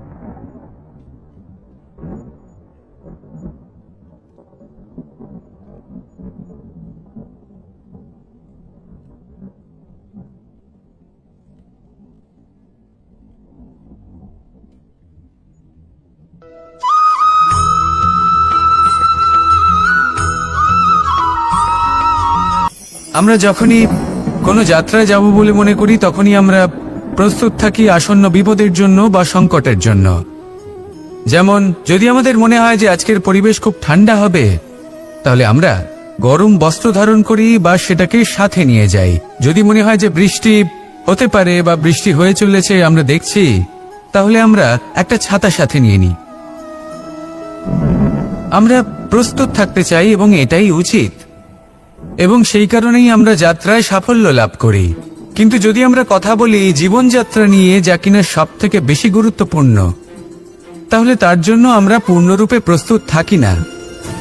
আশেপাশের মানুষ, এই সমাজ, আমাদের সাথী, আমাদের মিত্ররা যে কোনো মুহূর্তে বদলে যেতে পারেন। সেই জন্য আমরা নিজেদেরকে কখনো সাবধান করি না, কখনোই নিজেদের প্রস্তুত করি না। আমাদের এটা কখনোই মনে হয় না যে এরকম হতে পারে, আর সেই কারণেই শেষে গিয়ে আমরা অত্যন্ত দুঃখ পাই। একটা অমূল্য শিক্ষা আছে যেটা আমাদের লাভ করা উচিত। সতর্ক থাকা উচিত। এই জীবনযাত্রার জন্য শুধুমাত্র এই পরিবেশের বিষয়ে তথ্য সংগ্রহ করা বা তাকে অনুমান করা এটুকু হলেই চলবে না। আমাদের আশেপাশের মানুষজনকে দেখতে হবে, তাদের স্বভাব পরিস্থিতির ওপর নজর রাখতে হবে। যখন তারা রং পাল্টাচ্ছেন নজর রাখতে হবে, তা অত্যন্ত আবশ্যক। পরিবর্তন আপনার জীবনে অবশ্যম্ভাবী। সঠিকভাবে তার সম্মুখীন হন। আসুন আমার সাথে ভালোবেসে বলুন, রাধা রাধা।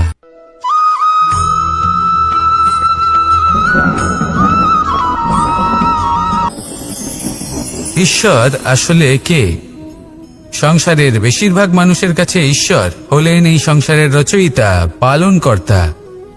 কারোর কাছে উনি জ্ঞাতা, কারোর কাছে উনি হলেন আস্থার প্রতীক, আবার কারোর জন্য শুধুমাত্র অন্ধ বিশ্বাস। কিন্তু এই ঈশ্বর কি কোনো শরীর, নাকি একটা বোধ, নাকি শুধুই শ্রদ্ধা? ঈশ্বর হলেন তিনি যিনি হলেন আপনার ইষ্ট।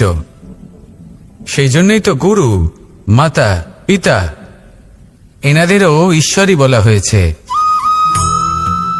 যাদেরকে আমরা ঈশ্বর বলে মনে করি, যারা আমাদের ইষ্ট, তারা আমাদের একটি পথ দেখান, একটি দিকে চালিত করেন। সেই পথে চলে আপনি শুভ কর্ম করতে পারেন। আর যখন কোনো ব্যক্তি তার ঈশ্বরের আদেশ পালন করেন, তখন সে নিজে থেকেই শুভ পথে অগ্রসর হয়ে যান। বেশ কয়েকজন মানুষ ঈশ্বরের ওপর আস্থা রাখেন এবং ভাবেন যে অনুচিত কোনো কাজ করা উচিত নয়, ঈশ্বর দেখছেন। ওনারা ভয় পান যে কোনো অনুচিত কর্ম করলে কে জানে তার পরিণাম কি হবে। এমন অনেক ব্যক্তি রয়েছেন যারা ঈশ্বরকে বিশ্বাস করেন এবং জানেন যে ঈশ্বর তাদেরকে দেখছেন। তাই যে যে শুভ কর্ম ওনারা করেছেন তার ফল তারা অবশ্যই পাবেন। এবার আপনি ভয় পেয়ে ঈশ্বরকে বিশ্বাস করবেন, নাকি বিশ্বাসের দ্বারা ঈশ্বরকে বিশ্বাস করবেন, সেই সিদ্ধান্ত আপনারই। কিন্তু হ্যাঁ, যদি আপনার মনে ঈশ্বরের জন্য কোনো স্থান থাকে, যদি আপনার কোনো ইষ্ট থাকেন, যদি আপনি কাউকে ঈশ্বর মনে করেন, যার প্রত্যেক আদেশ আপনি পালন করে থাকেন, তাহলে বলি ঈশ্বর কখনো আপনাকে অনুচিত পথে চালিত করবেন না। আসুন আমার সাথে ভালোবেসে বলুন, রাধা রাধা।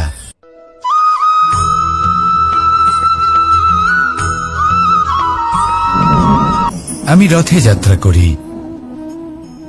বারবার থেমে আপনাকে দেখতে হবে, নিজেকে কিছু প্রশ্ন করতে হবে। আমি কি আজ সেই কর্মই করছি যেটা আমি করতে চেয়েছিলাম? আমি কি আজ সেই জীবন যাপন করছি যেমন আমি যাপন করতে চেয়েছিলাম? যদি এই প্রশ্নগুলোর উত্তর হ্যাঁ হয় তাহলে এগোতে থাকুন, নয়তো থেমে যান এবং বিচরণ করুন। মনে রাখবেন, এই সংসার অত্যন্ত জটিল আর এতে হারিয়ে যাওয়া অত্যন্ত সরল। সেই জন্য নিজে থেকে বারবার থামা এবং জীবন চিন্তন করা অত্যন্ত আবশ্যক। তাহলে সেটাই করুন আর আমার সাথে ভালোবেসে বলুন, রাধা রাধা।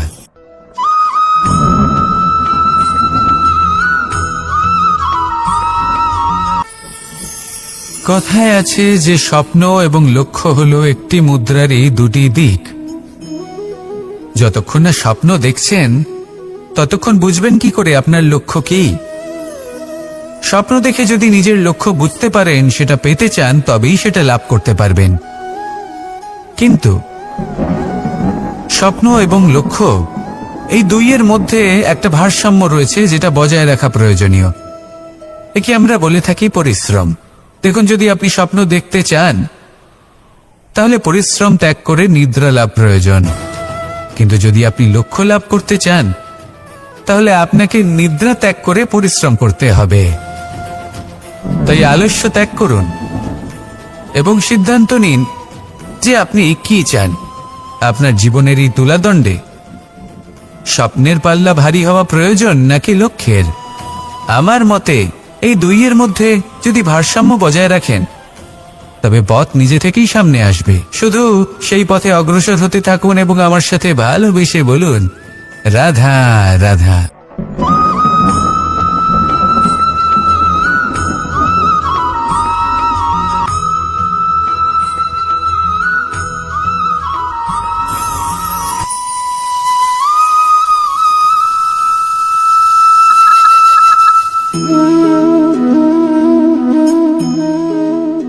মোহনের বাঁশির এই সুর, এই সঙ্গীত কার না পছন্দ হয়?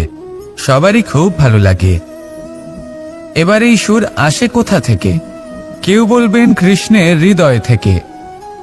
সত্য কথা, এই সুর হৃদয় থেকে নির্গত হয় এবং প্রকট হয় এই বাঁশি থেকে। এই বাঁশিটাকে দেখুন, এই ছিদ্রগুলি দেখুন, প্রত্যেকটা সুর থেকে নিজস্ব একটা স্বর নির্গত হয়।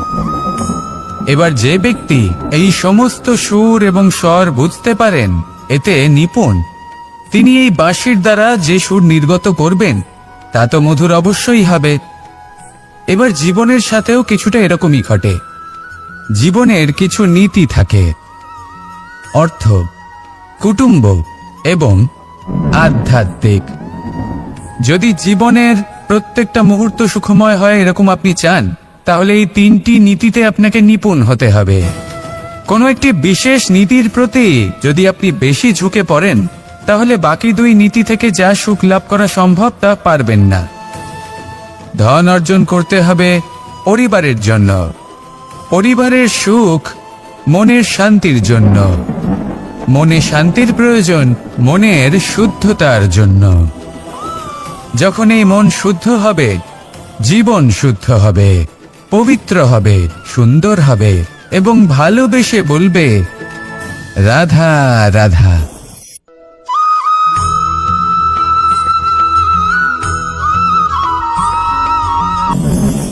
আপনারা সবাই একটা গাছের পাতাকে দেখুন। যতক্ষণ পর্যন্ত ও গাছের সাথে, মানে গাছের ডালের সাথে জুড়ে থাকে, সে সবুজ থাকে, বাতাসের সাথে সে নড়তে থাকে। যতক্ষণ পর্যন্ত ও সূর্য থেকে পাওয়া রশ্মির শক্তি গাছে পৌঁছে দেয় ততক্ষণ ও ডালের সাথে যুক্ত থাকে। কিন্তু যখন সেই পাতা শুকিয়ে যায় তখন তার কোনো গুরুত্ব থাকে না। সেই পাতা গাছের ডালে এবং বৃক্ষের কাছে বোঝা হয়ে থেকে যায়। এবং এমন এক সময় আসে যখন সেই ডালটি শুকনো সেই পাতাকে পরিত্যাগ করে। এটাই আমরা এই প্রকৃতিতে দেখি এবং এটাই হলো সত্য। আর এটাই আমাদের জীবনে খুব বড় একটা শিক্ষা। যদি আপনিও নিজের জীবনে নিজের আপনজনদের কাছে বোঝা স্বরূপ হয়ে দাঁড়ান, তাহলে তারা আপনাকে যতই ভালোবাসুক না কেন, ওনারা যদি নাও চান তাহলেও এমন এক দিন আসবে যখন আপনার আপনজন আপনাকে পরিত্যাগ করবে। সেই জন্য সবসময় আত্মনির্ভর হয়ে ওঠার চেষ্টা করুন, নিরন্তর পরিশ্রম করতে থাকুন কারোর উপর বোঝা হয়ে থাকবেন না, বরং তার সাথে মিলে দায়িত্ব পালন করুন। এমনটা করবেন তাহলে আপনার সম্মানও বজায় থাকবে এবং সম্পর্কের মধ্যে আপনার মূল্যও বজায় থাকবে। আসুন আর আমার সাথে ভালোবেসে বলুন, রাধা রাধা।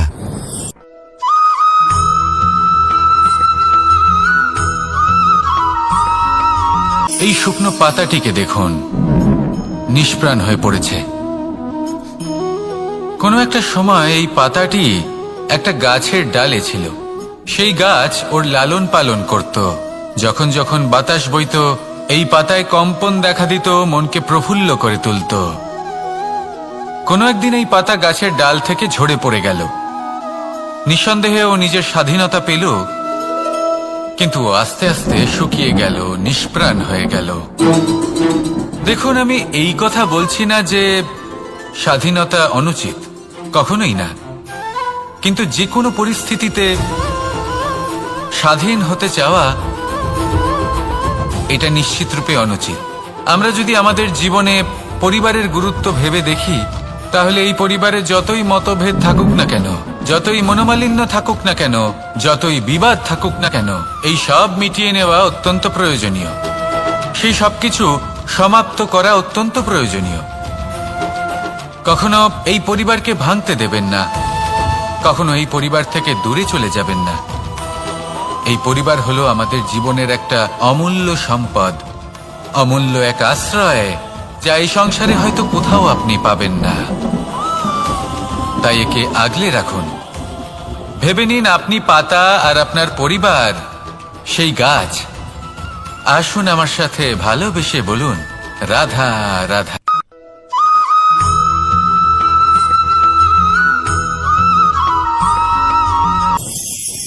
প্রেম আড়াই অক্ষর, মাত্র আড়াই অক্ষরের এই শব্দ প্রেম, এর মধ্যে ত্রিলোকের এবং সমগ্র ব্রহ্মাণ্ডের বীজ নিহিত আছে। এমন কি আছে যা এই প্রেম করতে পারে না? যেখানে শক্তি এবং বিদ্যা প্রয়োগ করে আপনি কিছুই করতে পারবেন না, সেটাও প্রেম দ্বারা অর্জন করা সম্ভব। প্রেম চাইলে পাথরেও ফুল ফোটাতে পারে। প্রেম চাইলে ন্যাড়া পাহাড়ের বুক চিরে নদীপথ তৈরি করতে পারে। চাইলে নিরক্ষর ব্যক্তিকে সংসারের শ্রেষ্ঠ জ্ঞানী করে তুলতে পারে। শুধুমাত্র এই প্রেমের জন্য সবার দুষ্ট কানাই ঘনশ্যাম হয়ে উঠেছিল। শুধুমাত্র এই প্রেমের টানেই ত্রিলোকের স্বামী দ্বারকাধীশ নির্ধন সুদামার পদসেবাও করেছিলেন। এই প্রেম হলো সংসারের সবথেকে বড় শক্তি।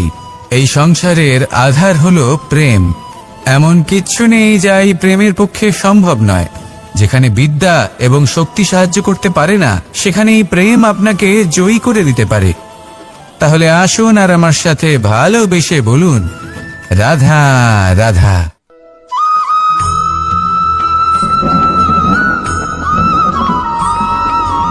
দীপাবলি আমাদের সবথেকে বড় উৎসব। শ্রীরাম রাবণকে পরাস্ত করে 14 বছরের বনবাস কাটিয়ে আবার অযোধ্যায় ফিরে এলেন অমাবস্যার রাত্রে। অযোধ্যায় সবাই খুব প্রসন্ন ছিলেন, খুবই উৎসাহিত ছিলেন। অযোধ্যায় সহস্র প্রদীপ প্রজ্বলিত করা হয়েছিল এই উৎসবে। একে আমরা দীপাবলি বলে থাকি। এবার এই বিষয়ে আমরা সকলে জানি। আপনি কি এটা জানেন যে শ্রীরাম বাস্তবে অমাবস্যার এক রাত আগেই অযোধ্যায় পৌঁছে গেছিলেন? সবার সামনে অমাবস্যার রাতে এসেছিলেন। এর কারণ কি? শ্রীরাম প্রমাণ করতে চেয়েছিলেন যে যে কোনো সময়, দিন হোক বা রাত, শুভ বা অশুভ হয় না। শুভ অশুভ কিছু থাকলে তা হলো মানুষের চিন্তা, তার ভাবনা, তার নির্বাচন আর তার কর্ম। নিজেই দেখে নিন, শ্রীরাম শুভ কাজ করে ফিরেছিলেন এবং অমাবস্যার মতো গভীর এক রাত্রিকেও দীপাবলিতে পরিবর্তিত করেছিলেন। এমনটাই যদি আমরা করতে পারি, তাহলে এমন কোন গৃহে যান যেখানে অসহায় ব্যক্তি রয়েছেন, যা অন্ধকারাচ্ছন্ন, আর সেখানে প্রকাশ প্রজ্বলিত করুন। প্রকাশ সহায়তার, প্রেরণার, আশার। যদি এমন কিছু আমরা করতে পারি তাহলে তাকে প্রকৃত অর্থে দীপাবলি বলা যেতে পারে। তাহলে নিজের পরিবারের সাথে দীপাবলি পালন করুন। আপনাদের শুভেচ্ছা জানাই। আসুন আর আমার সাথে ভালোবেসে বলুন, রাধা রাধা।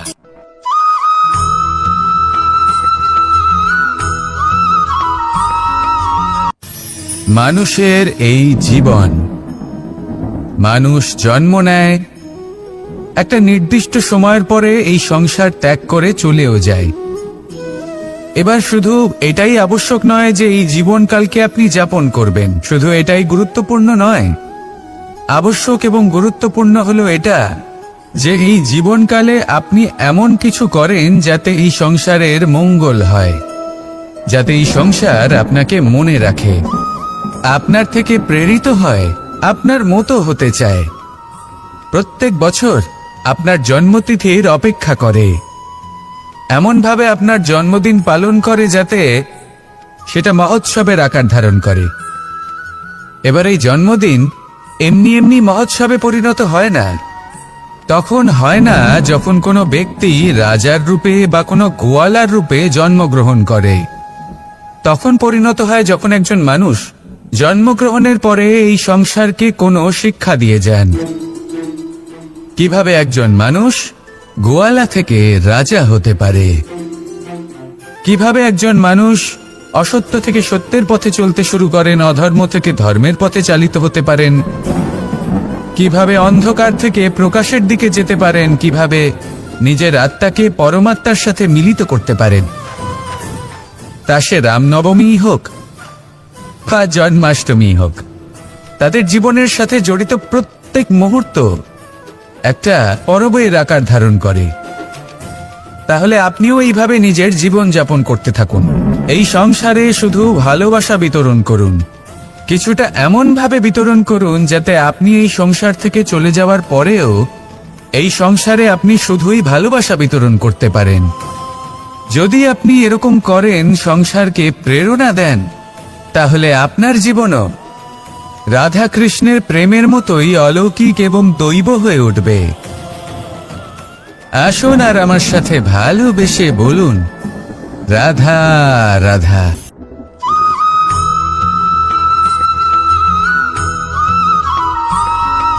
ভোজন। এই সংসারে যেই হোক না কেন, কোনো মানুষ হোক, কোনো প্রাণী হোক, কোনো কীট হোক বা কোনো বনস্পতি হোক, প্রত্যেকের জন্য ভোজন অতি আবশ্যক। কারণ ভোজন থেকেই শক্তি পাওয়া যায়, আর সেই শক্তি দিয়েই সংসারের, আমাদের জীবনের সমস্ত কার্য করা যায়। এবার এমন এক ধরনের শক্তি হয় যা শীতের ঋতুতে সূর্য থেকে আমরা পেয়ে থাকি, আর আরেক ধরনের উত্তাপ হয় যা দিয়ে ভোজন রান্না করা হয়, সুস্বাদু নানান ধরনের ভোজন।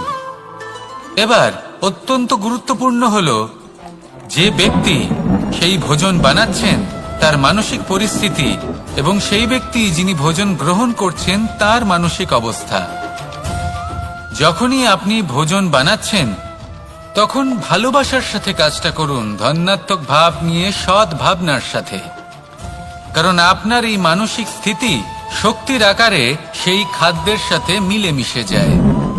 আর যখনই আপনি ভোজন গ্রহণ করছেন তখন সদ্ভাবনার সাথে, প্রসন্নতার সাথে গ্রহণ করুন, ধন্যাত্মক ভাব নিয়ে। যদি আপনি প্রসন্নতার সাথে রান্না করেন, প্রসন্নতার সাথে খাদ্য গ্রহণ করেন, তাহলে আপনি প্রসন্নই থাকবেন, আর মন সুপ্রসন্ন হয়েই বলবে, রাধা রাধা।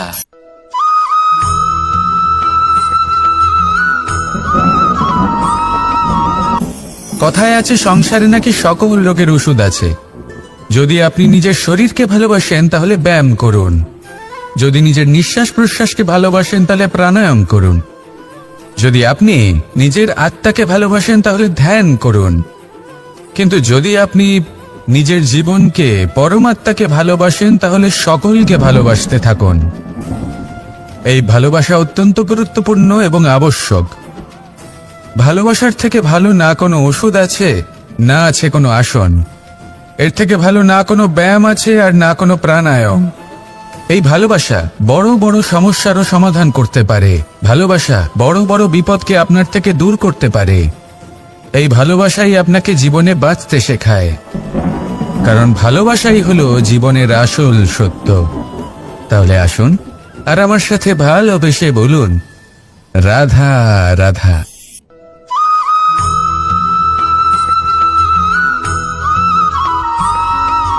আমি মনুষ্যরূপে জন্ম নিয়েছি এবং সমস্ত কর্ম এই রূপেই করেছি, কিন্তু আশ্চর্যের বিষয় হলো যে আজও মানুষ আসেন এবং হাত জোড় করে প্রার্থনা করেন যেন আমি ওনাদের সহায়।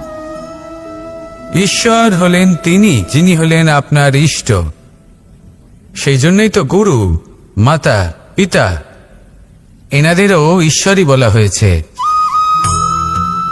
যাদেরকে আমরা ঈশ্বর বলে মনে করি, যারা আমাদের ইষ্ট, তারা আমাদের একটি পথ দেখান, একটি দিকে চালিত করেন। সেই পথে চলে আপনি শুভ কর্ম করতে পারেন। আর যখন কোনো ব্যক্তি তার ঈশ্বরের আদেশ পালন করেন, তখন সে নিজে থেকেই শুভ পথে অগ্রসর হয়ে যান। বেশ কয়েকজন মানুষ ঈশ্বরের উপর আস্থা রাখেন এবং ভাবেন যে অনুচিত কোনো কাজ করা উচিত নয়, ঈশ্বর দেখছেন। ওনারা ভয় পান যে কোনো অনুচিত কর্ম করলে কে জানে তার পরিণাম কি হবে। এমন অনেক ব্যক্তি রয়েছেন যারা ঈশ্বরকে বিশ্বাস করেন এবং জানেন যে ঈশ্বর তাদেরকে দেখছেন, তাই যে যে শুভকর্ম ওনারা করেছেন তার ফল তারা অবশ্যই পাবেন। এবার আপনি ভয় পেয়ে ঈশ্বরকে বিশ্বাস করবেন নাকি বিশ্বাসের দ্বারা ঈশ্বরকে বিশ্বাস করবেন, সেই সিদ্ধান্ত আপনারই। কিন্তু হ্যাঁ, যদি আপনার মনে ঈশ্বরের জন্য কোনো স্থান থাকে, যদি আপনার কোনো ইষ্ট থাকেন, যদি আপনি কাউকে ঈশ্বর মনে করেন, যার প্রত্যেক আদেশ আপনি পালন করে থাকেন, তাহলে বলি ঈশ্বর কখনো আপনাকে অনুচিত পথে চালিত করবেন না। আসুন আমার সাথে ভালোবেসে বলুন, রাধা রাধা।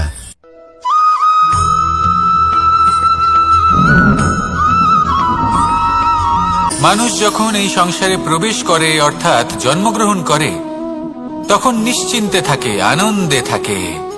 কিন্তু যেইমাত্র তার মধ্যে বোধশক্তি আসে, তখন সে চিন্তা করতে শুরু করে। চিন্তা ভবিষ্যতের, সেই সমস্ত বিষয় নিয়ে চিন্তা করে যা ওর হাতে নেই। তারপর বড় হয়, বিবাহ সম্পন্ন হয়, গৃহস্থ জীবন যাপন করে, তারপর আবার চিন্তায় মগ্ন হয়ে যায়। ভাবে, এই যে আমার পরিবার, আমি কি ঠিকমতো তার খেয়াল রাখতে পারছি? কাল যখন আমি এই সংসার থেকে চলে যাব, তখন আমার এই পরিবারের দেখাশোনা কে করবে? শেষ পর্যন্ত এই পরিবার তো আমারই উত্তরদায়িত্ব। যাক, আপনাকে একটা প্রশ্ন করি। এই সংসারে আসার পূর্বে আপনি কি এই প্রশ্ন করেছিলেন, এটা ভেবেছিলেন যে আমাকে ছাড়া এই সংসার কিভাবে চলবে? করেননি, তাই তো? তাই আপনার এটা নিয়ে দুশ্চিন্তা করার প্রয়োজন নেই যে আপনি যখন এই সংসার ত্যাগ করে চলে যাবেন তখন কি হবে। আপনি যখন ছিলেন না তখনও এই সংসার চলছিল, আপনি যখন এই সংসার ত্যাগ করবেন তখনও এই সংসার চলতে থাকবে। যদি কোনো বিষয়ের প্রভাব থাকে, তা হলো আপনার আজকের তথা বর্তমানের কর্ম। অর্থাৎ আজ আপনি কি করছেন, কার জন্য মঙ্গল করছেন, কাকে প্রেরণা দিচ্ছেন, কাকে সাহায্য করছেন, কোন উদাহরণ প্রস্তুত করছেন। আপনি এই সংসারে যে ছবি অঙ্কন করবেন, সংসার সেটাই মনে রাখবে। তাহলে শুধু সৎকর্ম করুন, মঙ্গল করতে থাকুন, আর আমার সাথে ভালোবেসে বলুন, রাধা রাধা।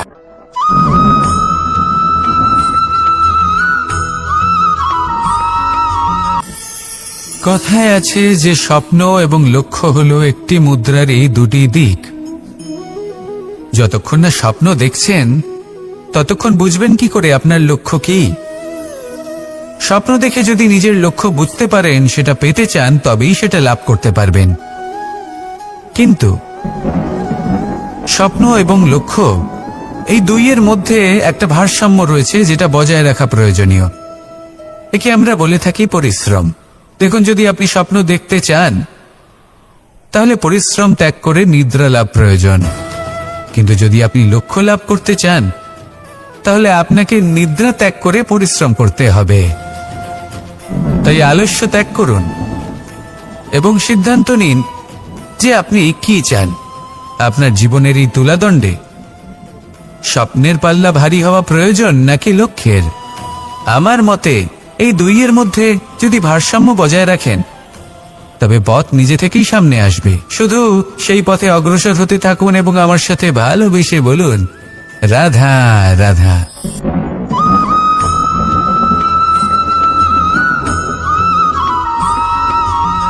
সংসারে আমাদের জীবনে যখন কোনো সুখ বা দুঃখ আসে, তার জন্য আমরা কাউকে না কাউকে অবশ্যই দায়ী করে থাকি, তাই না? এই ব্যক্তি আমাদের সাথে এরকম কাজ করেছেন, তাই আমার সাথে এমন হলো। ওই ব্যক্তি যদি এমনটা না করতেন, তাহলে আজ আমি ওই স্থানে পৌঁছতে পারতাম। সবই আপনার দৃষ্টিভঙ্গির ওপর নির্ভরশীল, আর যদি আপনার দৃষ্টিভঙ্গি এমন হয়, তাহলে তা অনুচিত। সত্যি কথা বলতে, এই সংসারে ভিন্ন ভিন্ন ধরনের মানুষ আছে। এটা আপনার উপর নির্ভর করছে কিভাবে তাদের স্বাগত জানাবেন। একবার ভাবুন, আমি আমার দুটো হাত সামনে নিয়ে এলাম, দুটো মুঠো খুলে দিলাম। দুই প্রকারের মানুষ আসবেন, কিছু না কিছু দিয়ে যাবেন। এই মুঠো যদি আমি বন্ধ করে দিই, তাহলে না কেউ আমাকে কিছু দিতে পারবে, না আমার কিছু যাবে আসবে। নিশ্চয়ই বুঝতে পারছেন এই দুই ধরনের ব্যক্তি কারা এবং তারা কি দিয়ে যান। আমি যদি নিজের মুঠো খুলে দিই, তাহলে কিছু ভালো মানুষ আসবেন, আমাকে আনন্দ, সন্তুষ্টি, জ্ঞান প্রদান করে যাবেন, ভালো অভিজ্ঞতা দিয়ে যাবেন। কোনো খারাপ ব্যক্তি যদি আসেন, তাহলে তিনিও খারাপ অভিজ্ঞতা দেবেন, যার থেকে আমি শিক্ষা লাভ করব। এই সব কিছু আমি লাভ করতে পারি। মুঠো যদি বন্ধ করে রাখি, তাহলে আমি কিছুই পাবো না। দেখুন, এই সংসারে প্রত্যেকের জীবনে এইরকম। প্রত্যেকের জীবনে সবকিছুই আছে, ভালো খারাপ দুই মানুষই আছে। ভালো অভিজ্ঞতা আছে, খারাপ অভিজ্ঞতা আছে। নির্ভর করছে আপনার উপর যে আপনি কি করবেন, এনাদের স্বাগত কিভাবে জানাবেন, কার থেকে কি বুঝবেন, কি শিখতে পারবেন, আর কোন দৃষ্টিভঙ্গি নিয়ে অগ্রসর হবেন। এটাই নির্ধারণ করবে যে আপনার জীবন কেমন হবে। আসুন আমার সাথে ভালোবেসে বলুন, রাধা রাধা।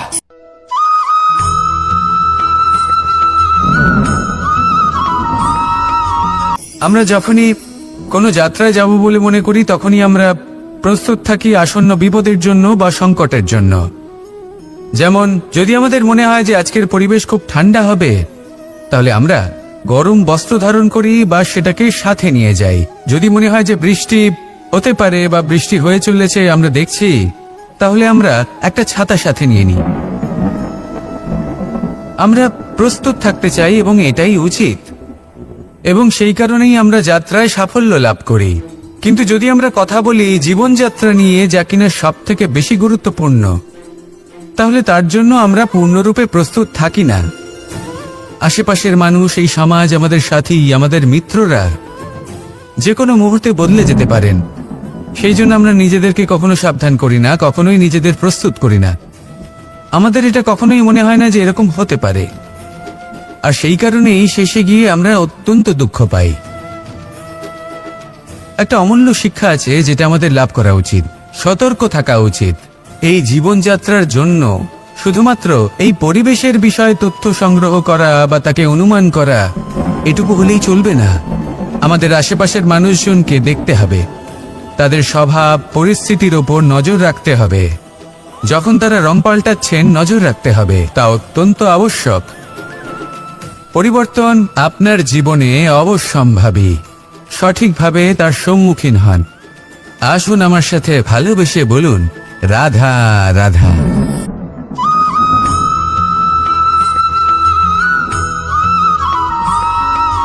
জীবনে যখন কোনো ব্যক্তি নিজের লক্ষ্য প্রাপ্তির জন্য নিরন্তর পরিশ্রম করতে থাকেন, চেষ্টা করতে থাকেন, তখন তিনি কষ্ট অনুভব করেন।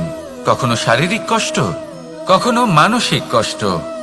এবার উনি এটা ভাবতে থাকেন যে আমি কি উচিত করছি নাকি অনুচিত করছি।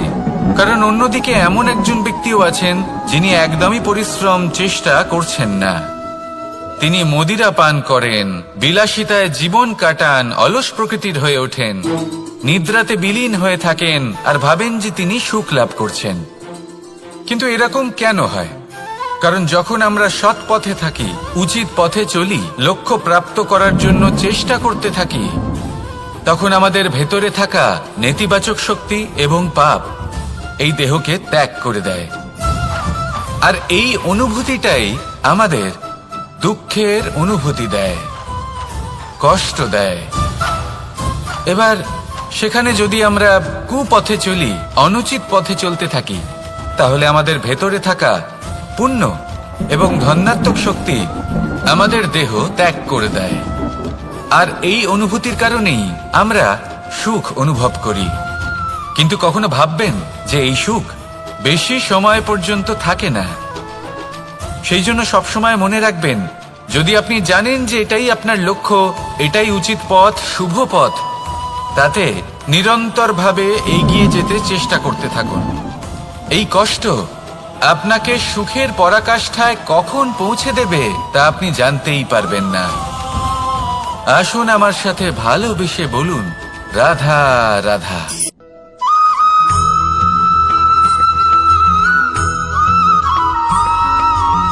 প্রতিনিধি ওই বৃক্ষের পাতাকেই মনে করা হতো, সব প্রশংসা ওই পাতাকেই করা হতো। যেখানে চোখের আড়ালে থাকা সেই জল মাটির নিচে থেকে নিঃস্বার্থভাবে নিজের কাজ করে যেত, সেই বৃক্ষকে শক্তি প্রদান করত। কয়েকদিন পরে সেই পাতার অহংকার হতে শুরু করলো। সে ভাবতে শুরু করলো যে আমিই হলাম এই জলের অস্তিত্ব, আমি আছি সেই কারণেই এই জলের কথা স্মরণ করা হয়। আর কিছুদিন পরে সেই বৃক্ষ সেই জল শোষণ করা বন্ধ করে দিল এবং সর্বপ্রথম মৃত্যু হলো সেই পাতার। সেই পাতা যা আকাশকে স্পর্শ করছিল তা ঝরে মাটিতে পড়ে গেল। আর প্রত্যেক ব্যক্তি তার ওপর দিয়ে হেঁটে চলে যেত, তাকে দেখে আর কেউ প্রশংসা করত না। সেই জন্য জীবনে কখনো অহংকার করবেন না, বিশেষ করে তাদের কখনো অহংকার প্রদর্শন করবেন না যাদের কারণে আপনি সাফল্য লাভ করেছেন, যারা আপনার জীবনের আধার। চিরকাল তাদের প্রতি কৃতজ্ঞ থাকুন, তাদের সাথে সম্পর্ক বজায় রাখুন, তাদের সাহায্য করুন, আর আমার সাথে ভালোবেসে বলুন, রাধা রাধা।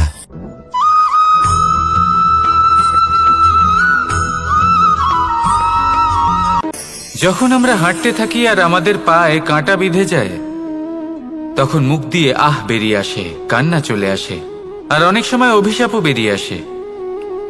কিন্তু আমরা কি কখনো এটা এইভাবে দেখেছি, এইভাবে ভেবেছি যে আমরা যে পথে চলেছি সেই পথে কাঁটা বিঁধেছে, নাকি আমরা সেই পথ নির্বাচন করেছি যাতে শুধুই কাঁটা রয়েছে?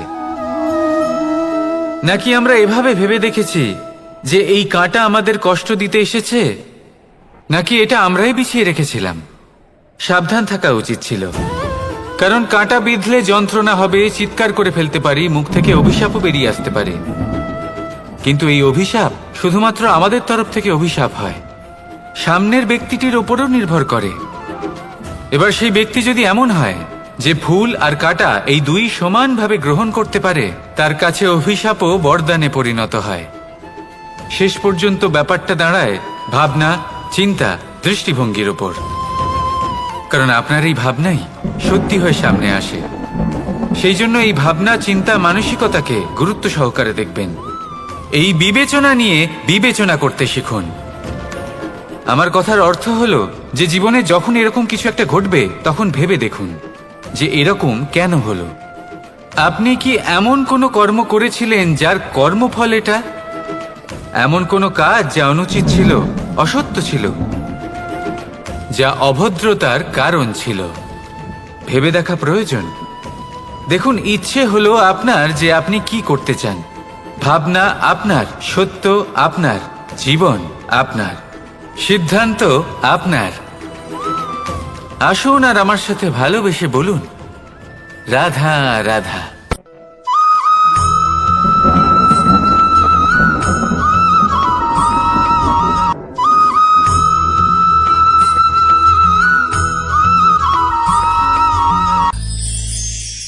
আমরা অনেকবার লোকের থেকে এই কথা শুনেছি